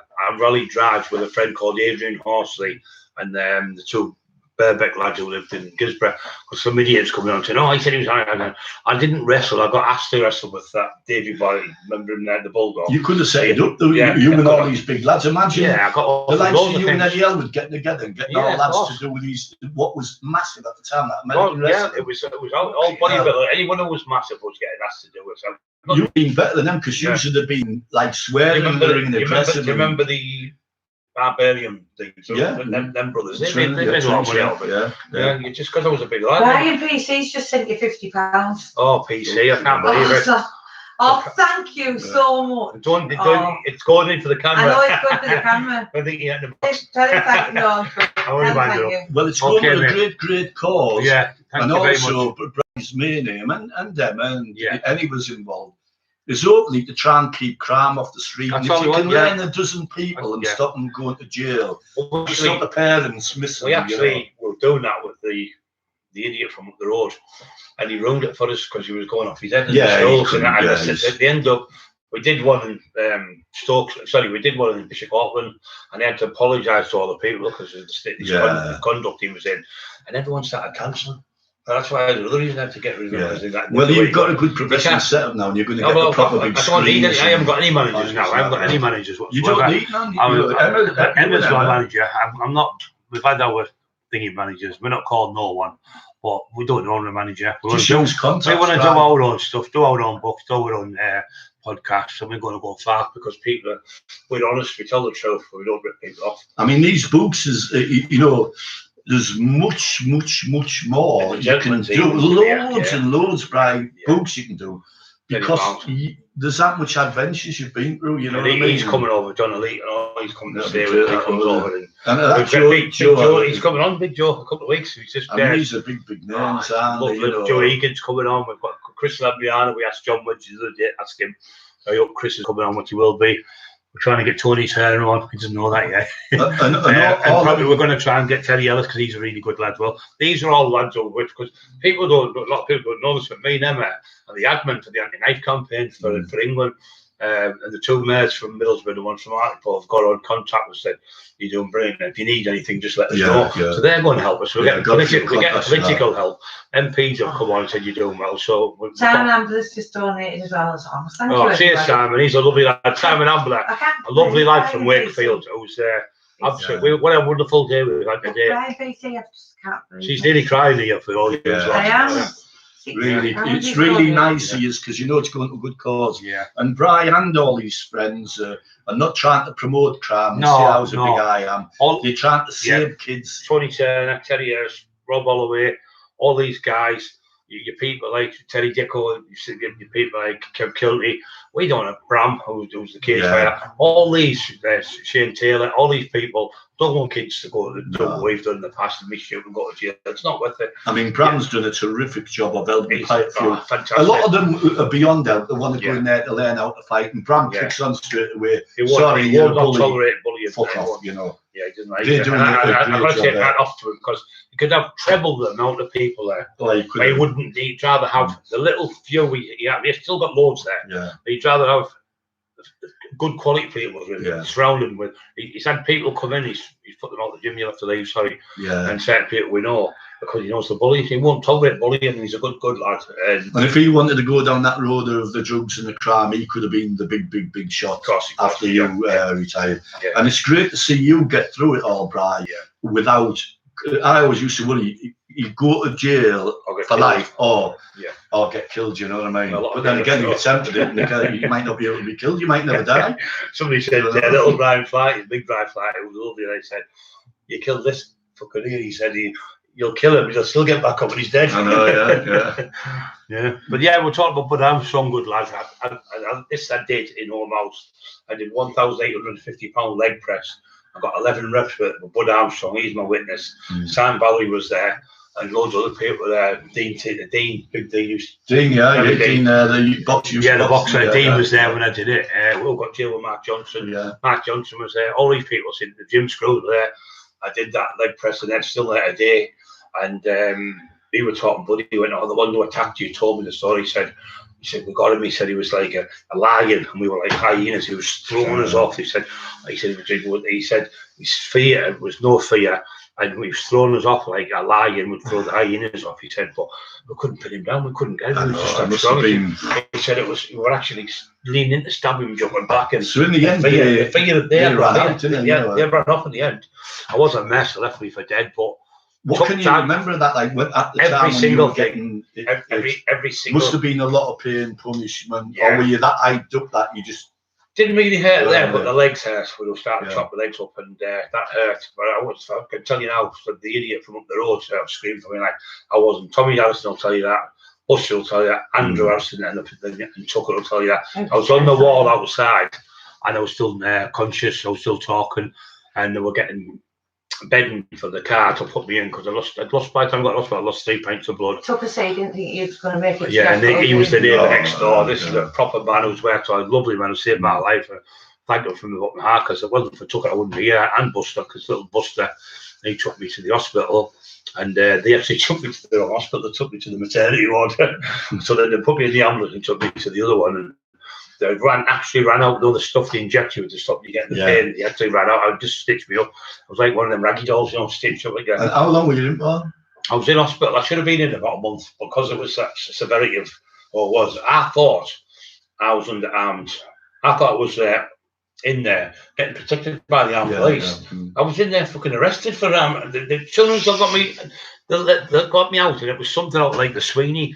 They put me in a wheelchair, and he had another cop in another wheelchair. So it was probably like a training thing. So he went to one ambulance, I went to another. So they run because these people were dangerous with guns were trying to kill me, and they put me And he went in one ambulance, and the other ambulance I went in, they didn't tow off. So everybody was, and they had a cop car on the outside driving around 24 hours a day, to the hospital, and thinking I was going to escape. Now I had a bandage on, it was massive like that, and the window was about that big. I went, how can I get through that window? I'm 23 stone, and I had to try and go through the worst thing out, the worst pain out of all of it. I had the operation, then having to put my leg down. Oh, the pain was unbelievable. It took me 20 minutes to straighten my leg out. It took me another, because I wouldn't poo on the thing in the bed. So it took me about an hour to get to the toilet. It was only like a little short walk.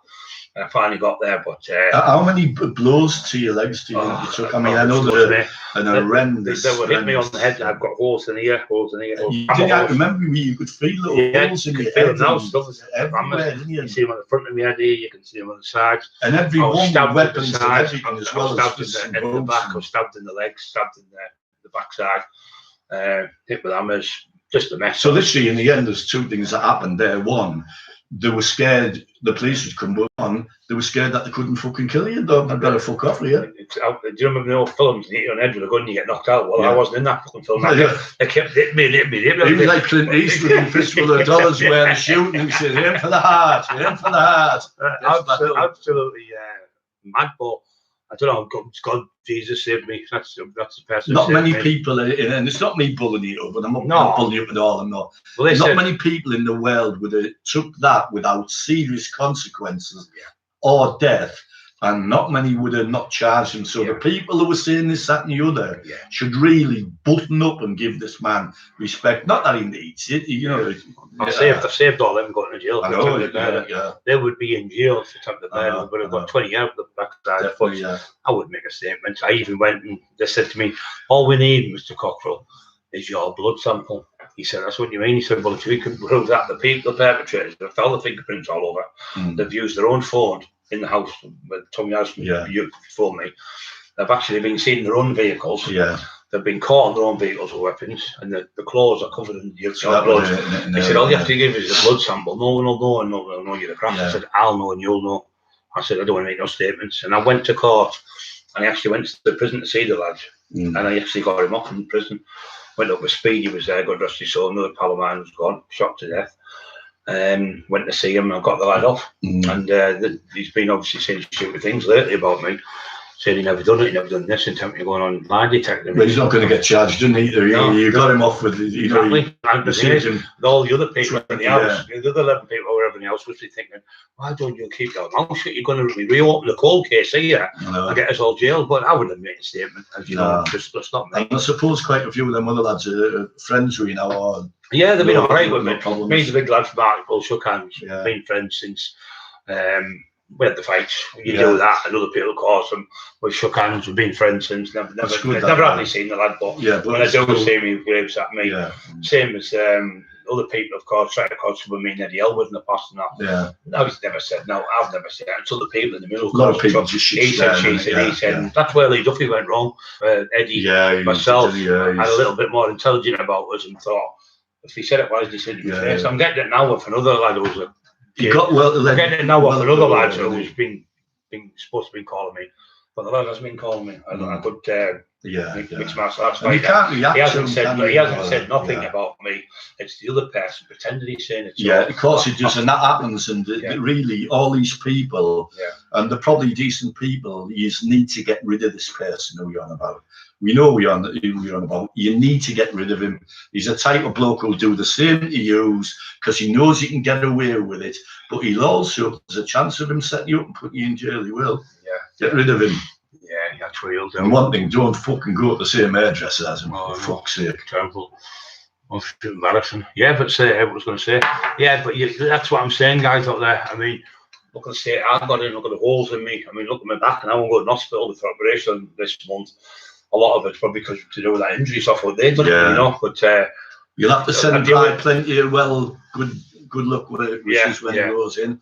And I'm the one who's getting up early in the morning to say him. Pardon the punt, but I'll be back. He'll be back. And I'm going to do videos, Sammy. What is it?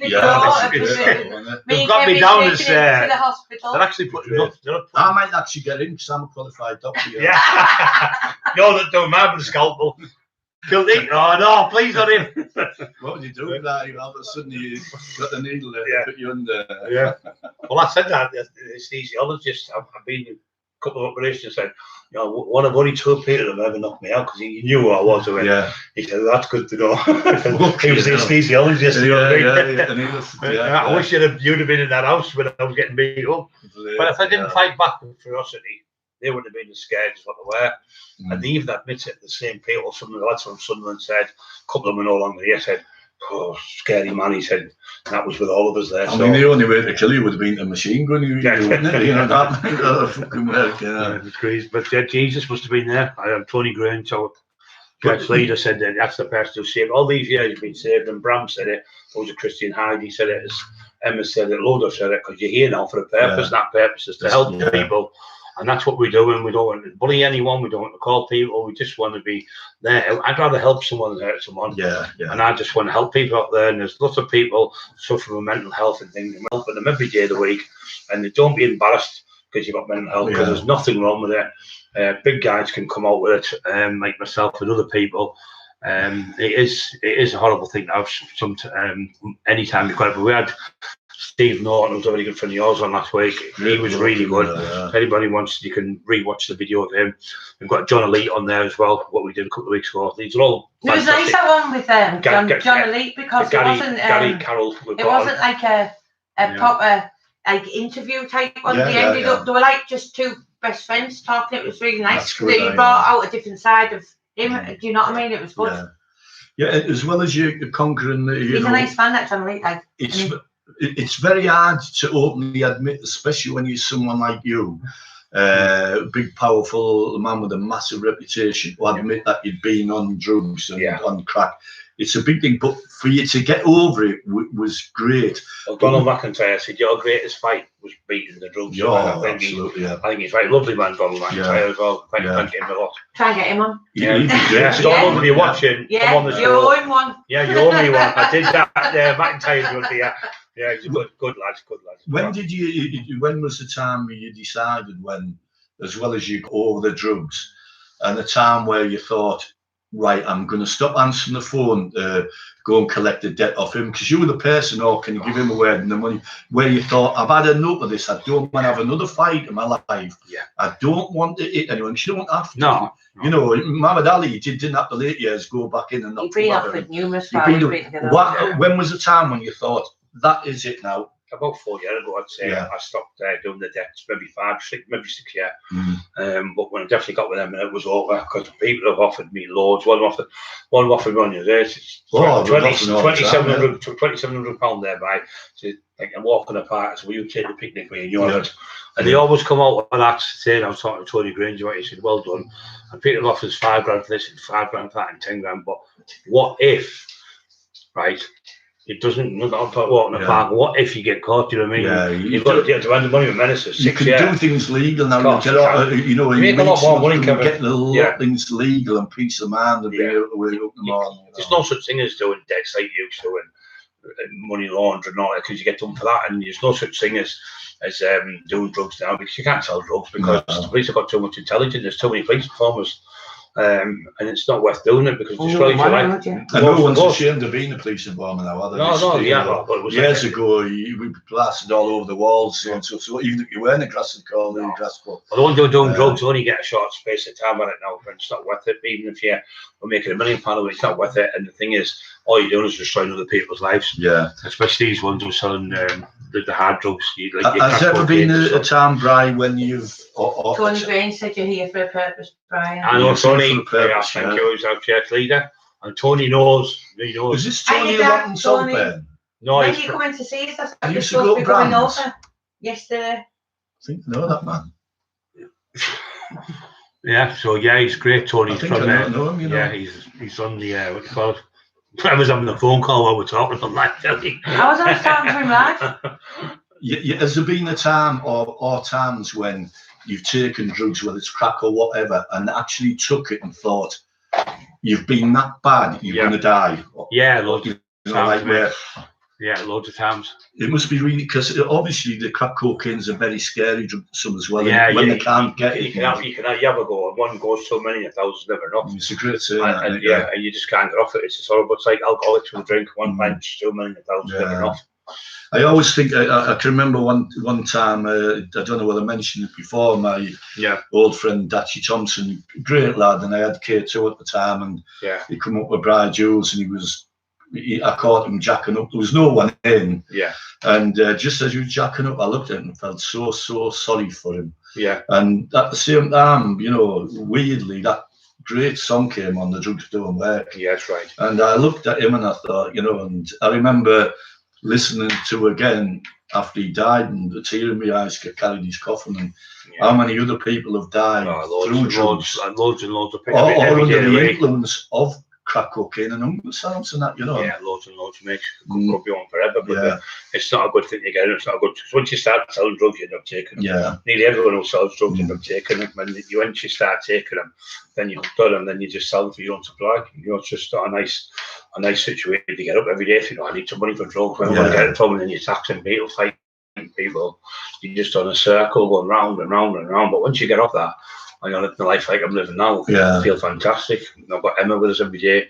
And with the crack cocaine, there's no real solution to it where it stops your hunger for it. Like, I suppose if you had a joint and you're mellow, or a drink. Well, with people take heroin and stuff like that, and cannabis and stuff, you only take so much and you fall asleep. Yeah. But with the crack, you want to go, and you have a go. First go, you have to get a buzz. And then Craig Howard said to me years ago when I first started, he says, once you get paranoid at once, you get it every time, and he was right, 100%. He's no longer with us now. But do you know some people, because I've known some people who seem to not get away with it, but I don't know whether they do get paranoid, but they're in a bad state but survive it. I mean, the prime example of someone who's totally withered away, and I don't think you mind me mentioning, is Elvis Tomo. Yeah, definitely. Yeah. You know what I mean? I seen him a few weeks back, and he must weigh right stone, you know. Yeah.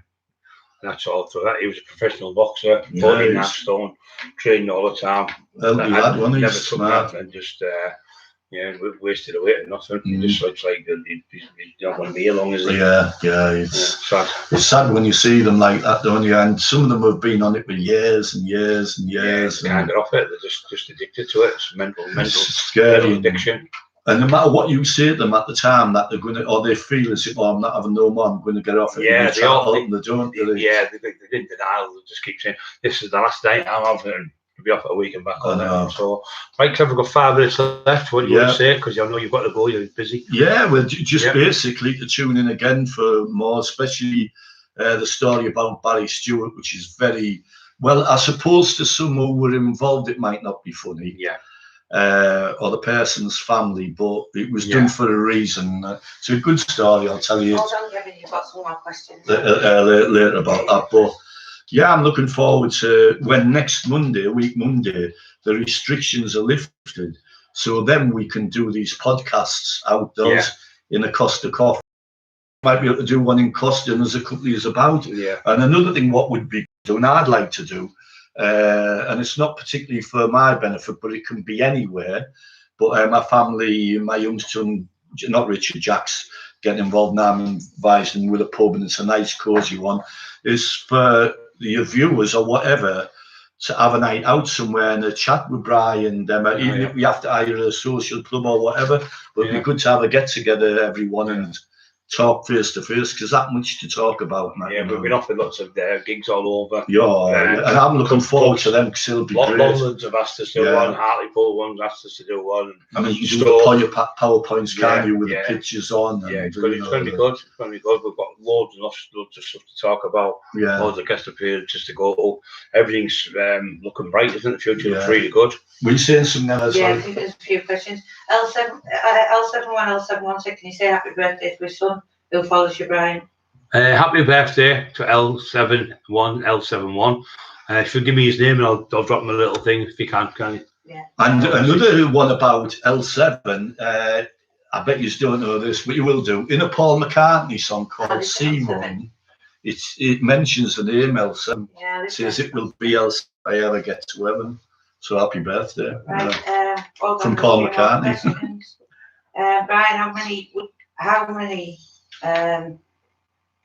proper, like, actual straighteners have you had? Oh, hundreds of fights I've probably, you know, there's an altercation of the door and you've got people you're talking like, and sometimes people, but different clubs in the night, you might have 2 or 3 fights a night, you know, you've had loads and loads, you couldn't even count them, tell you the truth, it's that many. But and so much of altercations. Yeah, you call a fight hitting someone, and if you grab someone, you throw them out and things like that, wrestling somebody out, you class them as fights, you talk probably thousands of different altercations. But straighteners, definitely hundreds of straighteners. Easy, this thing about somebody saying I was the 6th hardest man on the planet, no, it wasn't me, it was the newspapers that put it in. I'll tell you how it happened is, when I was doing the books with Steve Richards. Steve Richards, he did books on the mafia, Russian mafia, people all over the world. He'd done books on multi-millionaire. He said, and Donald McIntyre said, he said, the strange thing about Brian Cockle, this was in McIntyre 2004, 2005 that came on, he said he's still here 20 odd years later, he's still alive and he's still taxing drug dealers. And he said, not many people in the world could have done what you've done. And I said, well, Stephen Richards said the same. He said, probably 5 people and yourself could have maybe done what you've done worldwide and got away with it to live that long. That's what he said. I never said it was a 6 hours. But that was said by you. That was said by someone else. Yeah, but he said that probably 6 people on the planet could have done what he'd done. So how can you say you're the 6th hardest man on the planet? On that streetwise thing, I mean, a fight, he might go into a fight and he might be the tougher man by far, and he gets caught with the sucker punch, he's knocked out. But then he comes back and he fights, and so it's hard to say any one time, you know, no, you can't say what's what, you know. It was actually his dad, Ron, that it's L71. It was his dad, that was the son who watches you. It's his dad, Ron's birthday, another one who always speaks to you. Oh, you're Ron. You're all right, mate. Happy birthday, mate. All the best. I hope you're having a great weekend. I hope we keep you entertained. Right. Brian, you're a total legend. What's your best advice for an addict trying to give up? The best advice for an addict trying to give up, the first thing you've got to do, you really want to give up. You really got to train your brain. I listen to Joe Dispenza. He's really, really good. Or Steve Norton. You've got to train your brain to say, I don't want it no more. But the main thing you've got to do, you've got to stop hanging around with people who are on it with them. If you go to people's houses and they're taking drugs, you're going to take it with them.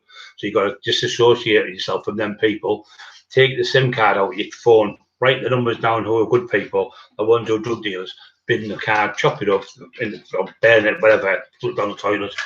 Don't associate with these people. Don't go near people who are going to be taking drugs. And surround yourself with good people. Get in the gym, eat a good diet, and just get up every day and say another day over. Don't think I'm going to stay off drugs for 2 years. Just think every day you got to think I've done another day. I can't remember. It's over 2 years ago since I did. But I can't remember how long now, because you just stop counting the days. Yeah, because you know it's over. I know it's over, yeah. I'll never, ever, my wife knows that, take nothing ever again, because I'm happy now. I wasn't happy before. I was with people before and things like that. I can't have been happy with them, so I was taking drugs to keep the thing. But now I'm happy with the wife I've got now, you couldn't beat. She's brutal. That's why I'm here today, to try and help you guys. But you can be beaten. You can decide to stop it, and you know, and you'll have a better life. There's no doubt about it. Look at me now. I've got more enjoyable life. I didn't have a life. It was just it was just an existence. It didn't exist. And then I was getting these messages all the time, messaging Tony Green, and that was God telling you to get off it. And that's what I do now. If I do feel a bit down, what you do, everyone gets a bit depressed. I just pray to God, say the Lord's Prayer, and that's what I don't ask for money and things. I just hope I can stay with my wife forever, and just have a great life, and just try. And if there's anybody out there, well, you allegedly gangster in the past. That's a long time ago, mate. I'm here to help people now. Well, I didn't do what I did in the past. I wouldn't be able to explain. You wouldn't be able to tell the story. I wouldn't be able to tell you the story, and I wouldn't be able to tell you not to go down that stony path, because it's not a good path. Most of the people who have gone down that path have all been stabbed or shot to death. All friends of mine. Kevin can confirm that. It's just not a life to have. It looks glamorous for the big top of the range cars and all the big gold chains and everything. It's not. L71 said, my dad, we do exercises together all the time. Watching. Yeah, you keep it up. We're going to be going to the gym soon and giving you some more advice, but if you get stuck without, there's people there. Don't forget to subscribe. It's really important to the YouTube channel, because the more people subscribe, the more people can tell other people to get help. And we're getting help up, we're helping people over. There's loads of videos I've done. There's about, I think, hundreds of videos we've done about training, about diets, about all different types of stuff, just to help people. And the diet, Kevin's son will be coming on this year as well. Yeah. Richard was a big champion, wasn't he? Yeah, he studied at Loughborough University, nutrition and exercise. Brilliant. His girlfriend's excellent. Yeah, we're going to get on. It would be great to do. He really knows his stuff. Especially on the bodybuilding side. He really knows his stuff. He just knows a lot more than me about that. Jack to the head said you're not far from 10k subs now, Brian. Yeah, I hope so, mate. Yeah. Over halfway, aren't we? It'd be good to I tell you, nutrition one and medicine show. Yeah, but we're going to do one with a lad called Alex Durton from World's Hustling Labs, really intelligent lads. Oh, right, Training Mr. Olympias and all sorts. Yes, really, good one, And his favourite bodybuilders, guess who? Eddie Elwood. Is he? Oh, great. Really, so I said I'm going to get a signed thing for him. Yeah, man, Eddie is a lot of people's favourite bodybuilders, not just because of what he was and what he looked like. I think it's because of his determination, as well, of what he became. 6 times to do it. Brian said, good evening, all. What is Brian's target to get back in the gym after he's off? 4 weeks. I know you think I'm crazy, but I have 4 weeks. I'll do it. 4 weeks, yeah. Yeah. It'd be good to see you back going actually in the gym, and we can do a little bit of video and question talk and demonstrating some exercises on the gym machines. Yes, right. You can tell us what we're going to do. What we're going to do, Kevin? I think you're getting stalked again. Yeah, we're getting stalked as we're talking now. No caller ID. We know who the idiot is. Well, if they can't, just come and talk to this. I don't mind coming and seeing you. Yeah, absolutely crackers. I've been sat here, she's getting stalked on the phone, non-stop. 10 phone calls. We know it is. We know it is. It's always the same idiot. Well, whoever it is, I'll tell you now, when I don't like bullies or whatever, intimidators, you watch when I cue how I verbally nail you in front of anybody without any drink, because you're a bad, evil, wicked nobody. Yeah, horrible person. Yeah, so what we're going to do is... We just don't... All we want to do, me and Emma myself, I know. Positive people on here. That's why we just don't answer the shit. So we're going to do them daily. Yeah. And then when Kevin comes and visits him, we're going to video that and put it on as, like you said, a tip of the day.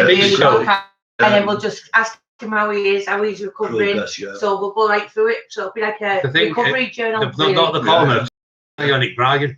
Because I'm getting all these lots of blokes putting me neck. Good thing. And also, what we should do one time, and I know someone will do it, is get you in with the scene, so you and do the video and all that. I know a lad who will do it, so it becomes you, Brian, me, Terry, whoever, all the other friends, so you're having a proper journey on it, you know. What else is it? Let me have a look. You should be able to do podcasts like Joe Rogan, except microphones and desks, except to get a real setup. Yeah, we will do a bit when we get the money in. That's what we will do that. So yeah, if we're getting this following what we've got now, just for this little tiny setup, I think it's going to get bigger and bigger. And all the fans out there, I just can't thank them enough who keep joining every day. The comments off people. I've never known. Johnny Brain said, I've never known a podcast.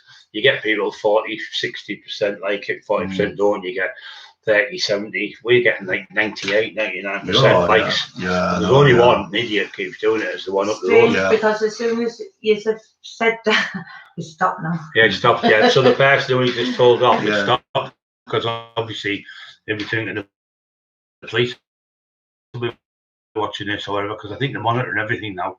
So it's good if he keeps doing it, and he just thinks he's clever. I'm coming up with these stupid, getting kids in the park, the phoners, getting people off the streets, giving them drugs, like drug addicts, giving them drugs to phone the house, and people knocking on the door. Have you got a phone for sale? And have you got a dog for sale? And just these stupid little mind games. It'll all come to an end. And Jesus will help us, because God is with us.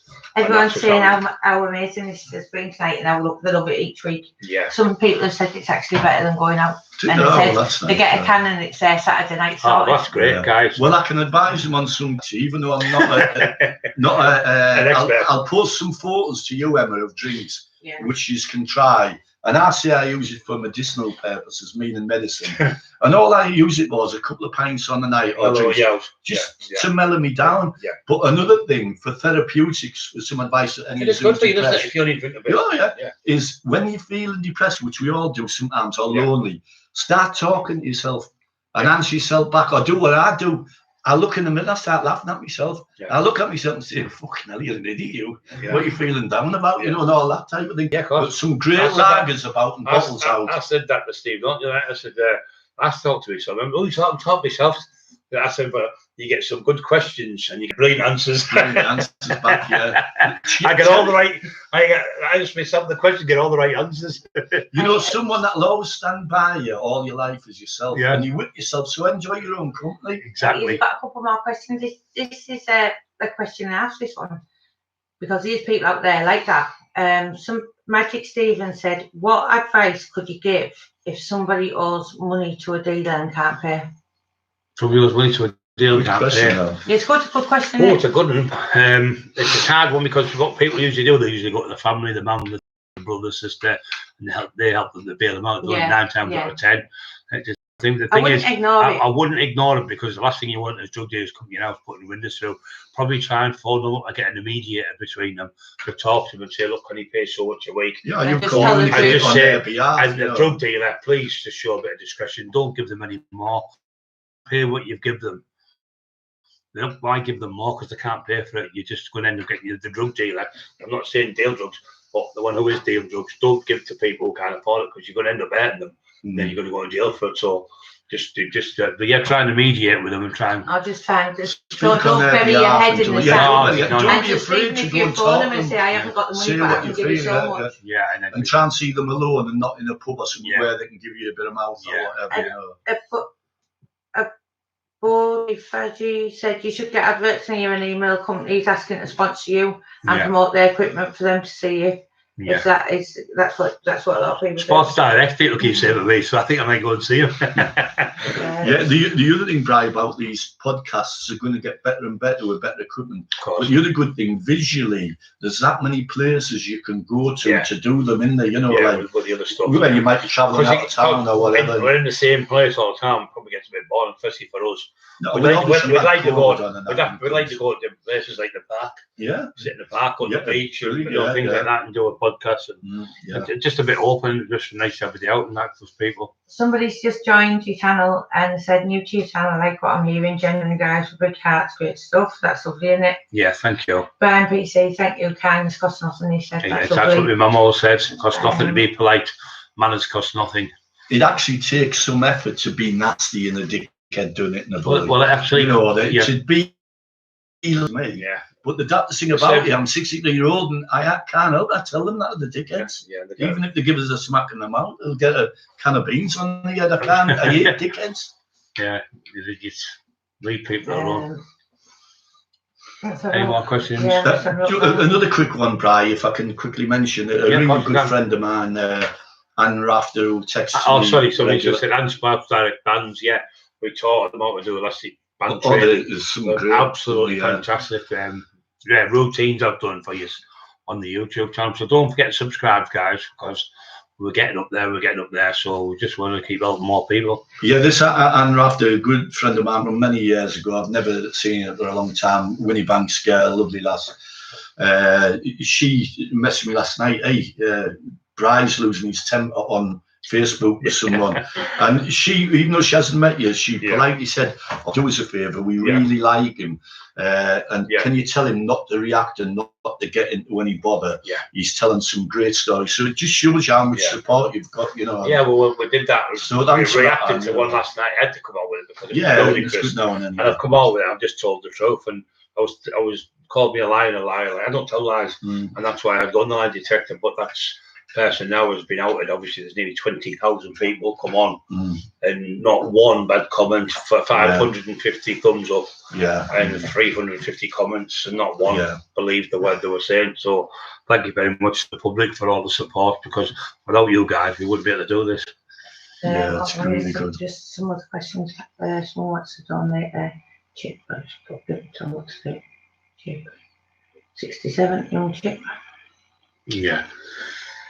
Some more questions as well. So when is Richard back then, Kevin? By the way, he's just a quick update on Richard. I don't know how he's got on, but he's over in Texas, Dallas, training really hard. He's doing a firearms course. I seen him the other day. Shit on fire, legally. He can handle the weapons. He's training properly, really good. Pistols, magnums, the lot. But obviously, he's training for the Olympics, but he's also running. And today, he's in a race in Texas. Right. But the good thing about it, which is great, he's training, he's having a race in an event which is not easy. Right. I'd say he's world champion 60 metres, European triple champion. If I'm right, he won it 3 years, didn't he? Yeah. Unbelievable. And that little kid got his first training for spikes off me. For prize money, Well, anyway, he's running Texas today, but he's doing a 400 metres. All right. He's doing it in training. Right. But it'll help him with his 2s and 1s and that. Yeah. So hopefully he can get a decent time. There's no pressure on him. Dobie's a top class, look her up, Dobie Kilty, top class Olympian. She's voted in one of the top 10 hottest females in a nice way in the world. She's a lovely, lovely girl, powerful as hell, can squat 210 kilo, feminine as hell, lovely house. And all them old boxing trainers used to say to me, you lift heavy weights, you slow you down, son. It doesn't. Big heavy weights. I'll tell you the other thing what you do. When you're getting older, if you lift heavy weights, they stop you. You've got fast twitch fibers, slow twitch fibers. The fast twitch fibers are the ones you lose if you train. If you train heavy, you keep them. So you don't. You fires them up, and it stops you from your body from breaking down like it does when you're getting older, your arthritis and things like that. So the heavy weight makes you faster because it's all an old myth. The lighter weight is a slow twitch fibers sponge. Lighter weight are more reps, isn't it? I mean, you don't have to use the heavy weight. She doesn't use the heavy weight all the time, but there is time when she uses this. Someone asked me this question, when you train every year. I used to. Well, the best thing I think is you train 3 weeks. I used to train medium weight, like 3 sets of 10, and then I'd do 4 sets of 6, super strict. Then the next week I'd train super heavy. So every 3rd week. You had a really good training program, didn't you? Well, I know Eddie was at his thing, but I was in Maui. I was never away. Religiously, never away. So I was always I'd be on the bags 2 or 3 times a week. I'd be on the pads. I remember taking Michael's son and his mate on the bag. Can you remember that? Lee Matthews. Professional footballers. I kid you not. I was about 23, 24 stone. I could do a 10-minute on the bag. And I got them on a minute on the bag, a minute on the press, a minute on the bag, a minute on the, and then both of them threw up. These were professional footballers that played for Leeds.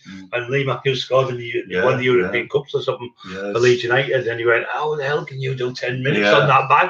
But they would destroy me on the football field. So it's different horses for course. I wonder whether any of the viewers are watching the big fight tonight. Canelo and Billy Joe Saunders should be good.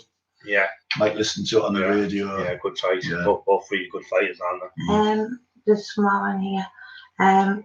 Irish fight fans said you can't do the training book, so that's got me moving fast. We've done about a third of it, tell you the truth, but with all this carry on with the court cases and everything and all that stuff, Emma's been relentless because she will not let it go. She's like a bulldog with a bone. She's fighting there for justice for people out there getting trolled. We are bringing legislation out to change the way Facebook people can just troll people. So you have to come on. Emma's come out with this idea, and David Ashton's coming into it. Joey Powell's helping us. We're asking him. We've had Big Joe Egan. All these people are going to come, and we like to say to Joey Powell, he's got a new fight thing coming out. It's called Fight 100, where you have 5 100-second rounds. There's mediators, no referee, there's no hold on, there's no journeyman. Fight 100. David Ashton's in it with him as well, who's my friend.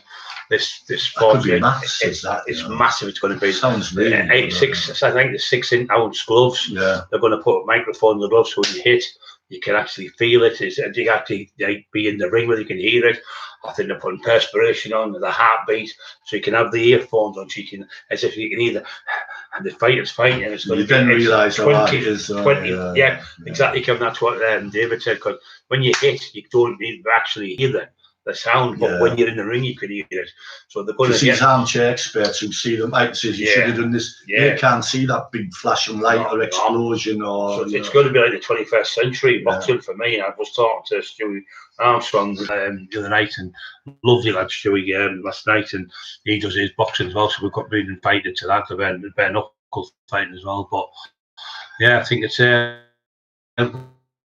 we've got loads. Quite a few people. Thank you, everybody. There's loads of people asking to donate. I think a lot of people don't know about the $sign. Right. So what I'm going to do is I'm going to make Brian a PayPal dress up later, and I'm going to link it underneath the videos. So that might be easier if anyone wants to help with the camera. Thank you all that have, and thank you all that are asking how to do it.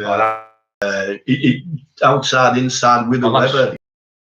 We have to do it as we still. But I'm saying if you were doing a podcast with Billy Moore or Joe, Billy Moore, everybody says that. Lovely lad. It is on another place. It'd be good where you're doing it, where you'd not have an audience, but it might be in a room where there's 3 or 4 people or outside. So even though we might not be on the podcast, and probably see people there. Brian PC said it's not book, it's all the social media apps that are shockingly abused.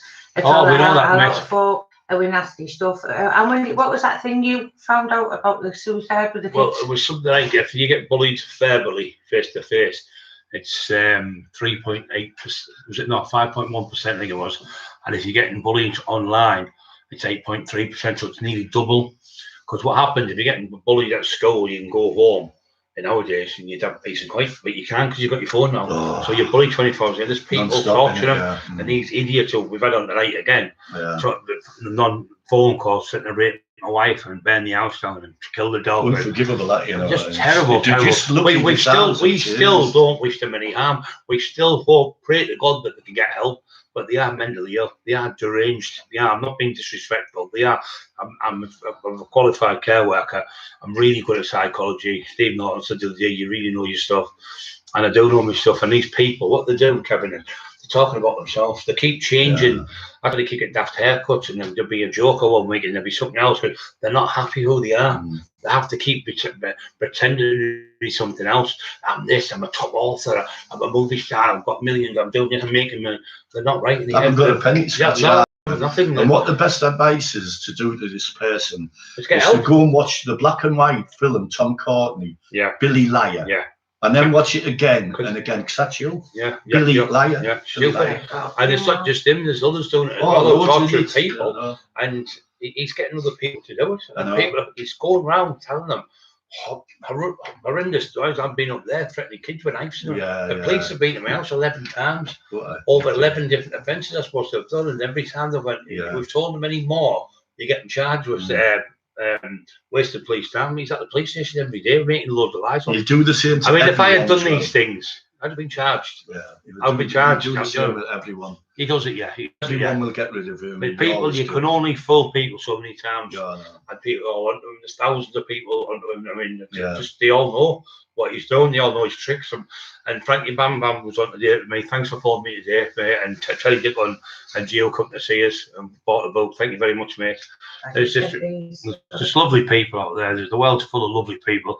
It's not full of horrible people, but it only takes one to spoil it. It is as well full of really good people. I mean, you might drive up the street and give way up to someone and they wave and some don't, or you're in a shop and you're polite to someone, or you do something they don't expect you to hold the door open the wall, help them, and there's much more nice people in this world than he is bad. So never let the bad ones or the dickheads get you down. Never, ever. And the other thing as well is why waste energy frowning when you can smile? I know, same muscles. I think it's 30 muscles to smile, 27 to frown. So why waste energy to smile and be nice to people? And don't be horrible. Just you think, but just because somebody hasn't got a really expensive pair of shoes on, or they have a really expensive jumper or a coat or top of the range car, it doesn't mean you're better than them. No one's better than anyone. The only person that can judge you is God. Nobody else can judge you. No man can judge another man. You can have respect for each other. You can call people names, but we're here just to try and help people out there. We don't want people getting hurt. There's any amount of people. Kevin's been with him. People are falling. Do you want me to take care of him? Do you want me to get this done? Do you want me to get that done? I went, no. Yeah, I don't want to do that. Or you could have anything. If there was something you wanted doing now, you would only have to give a nod and they would know what you mean. And there would be thousands of people willing to do it. And the only reason it's not done is because of you. Because you don't want it to, you know. Yeah, one of the lads from the church who's actually been here when he's 4,000 or 5,000 people have phoned me. And no, I don't want to do that. I said, thanks for your help. And I said, I don't want to do that. I said, I'm following the path of Jesus now. And if you follow the path of Jesus, you just have a better life. And he loved everybody. And we hope these people get help. We really do. But the way they're going on, we're just letting the authorities deal with it because we can't do anything else. We've just tried on several occasions, begging them to please just stop and leave us alone, but they just won't stop. Mental health is definitely mental health. Subutex, diazepam, coke, crack, everything, you know. I'm taking all them type of things. I took crack myself. It makes you mentally ill, physically and mentally ill. Irish Fight Fund said, have you two always been the best of friends, or have you ever had a fallout after? We've never, ever fell out. We've been at a time where we haven't seen each other for a while. That was because I was on blood. And you've had the odd shit stare saying he said this and he said that, and this, that, and the other. But no, we've never, ever fell out. And Brian's always been there to help me or support me or listen to me, not just in a tough way, and the same as I would for him. And there's certain things I will do for him, you know. When I first met Kevin, he's one of your he said to And you've got to remember, I knew Brian when he was just starting off on the door and he was training heavy and he wasn't into any form of wrongdoing. He was just this dedicated person that trained. And then you get people using him and latching on. It was same as they did with Lee Duffy. You know, they got on to him to steer him into that type of life and what have you. Luckily, Bryce came through it, you know, and he's I've never ever fell out. I never would fall out. No, I've never. No matter what. I love the kids as well. All the kids idolise him. They love him, you know. Everyone does ID, Bram, everyone, you know. We've got loads of people out there because we've always been polite to people. I've took loads of kids in off the street. I've had nowhere to stay. I've had them staying here. I've had 5 or 6 kids staying in this house. The social services have come around. I've had them looking after, feeding them and clothe them and everything, where the mums had breakdowns and things. And getting all the kids in the society used to come to. I used to have 30, 40, 50 kids on the front here on a Friday, all sitting down listening and giving speeches to keep out of trouble. And well, even around there, Garby, didn't you? It's unbelievable. One kid I looked after, Chris Crossan, not proud of the same name. He got beat up by the name and he got his collarbone up, so he come here and stayed about 1.5 years. Anyway, I said to him, get yourself as an electrician or something, so get yourself do this, do that. So about for a year later, after he was about 10 or something, 30-year-old, and I didn't know it was him. And he was in the big lad looking at me, and looking at me, and I'm always going to have a go here. And I was thinking, get yourself ready here. He went, it's me, do you remember me? He was only that big last time I seen a little kid. Massive, 16 stone. He said, it's me, Chrissy. I went, oh man. He said, this is my daughter. He said, I bought a house, I'm married. He said, listen to what you told me, Brian. He said, but I went in the army and I become an electrician in the army. Unbelievable. I thought, I'm like a big lump in my throat. What a good kid, you know. And then Brian stayed in Ryan and he got himself a job and got himself settled down just by listening to me. So just them couple of kids, you know, you can change the mind by especially when you're someone like you and they look up to you and to see that other nice side and caring side of you. You know? I've got loads of kids and it's great to help them because you don't think I don't want that kid going down what I've got through, and I don't want to see him going to jail because he is a nice person. And you got a lot of kids trying to be tough when they're not tough, and they're trying to act tough, and then they get jailed. They can't take the jail. They do. It's really bad that they think they're tough. They've never had a fight in their life or smart. The shadow boxing in the street, and it all goes wrong. Then so there's a few of them saying good night to you. So then we're going soon, Kevin. Mates for Life, fair play, that loyalty's dying out, and manners, bring back the morals. We can beat them, don't join them. True. That's right. Well said. It's good that, isn't it? Yeah. And after all your past farm, right, what made you want to change your ways? God got in me head to change your ways. I had to change the way I wouldn't be here. Suicidal, couples in the West State you could ever be in. And I think to myself, if I can, people say I can't get off the drugs, I can't do this. Well, if I can do it, anyone can. I was in the West State because I had more money than most people. I would just tax them, take £1,000, blow the lot in a couple of days. and I was a complete waste there, you know. But I've got myself now on the righteous path of God. As I walk through the valley of the shadow of death, I'll fear no evil. And believe me, I've walked through that shadow of valley of death a few times, and in lots of ways. In lots of ways, yeah. And physically and I emotionally. don't fear no evil, because I know God's with me. And when you've got God with you, you've got that shield. It protects you. So the trolling and the screaming, the shouting, all that, it does affect you. But God's in your heart. Yeah. You know, you think, should I go and give him a back? No. And you just stop there. You just don't do it. You just think, back, vengeance of mine, it says it's the Lord. And I believe in that. Yeah, it's great that, and it's good you've got off them, because you know the amount of money you had to spend on them must have been harder to get off than someone who's only scraping 20-30 quid a day to get off them. You know. Yeah. Well said. Yeah, very good. Yeah, really good. Great, that's us finished, guys. So thanks for listening to us. We'll have Kevin back again. We've done 2 hours with you, and have a fantastic weekend. And keep subscribing. Don't forget, it's all free to subscribe. And thank you everyone who's donated towards our new camera. When we get it, we'll show you. We'll get it out. We'll probably go to Kevin's pub and do it. Good place. A big shout for Brian PC, £60. That's amazing. PC, yeah, absolutely. Thank you, and all the people who put money in towards the camera. But just thank every single person in the world, even the ones who are calling me, trolling me, and everything. God bless you. I hope you get help, and love to everyone in the world. Thank you. Yeah, good night, everyone. Take care. Is it off yet, Emma? Not yet. One sec. Do you know, I've just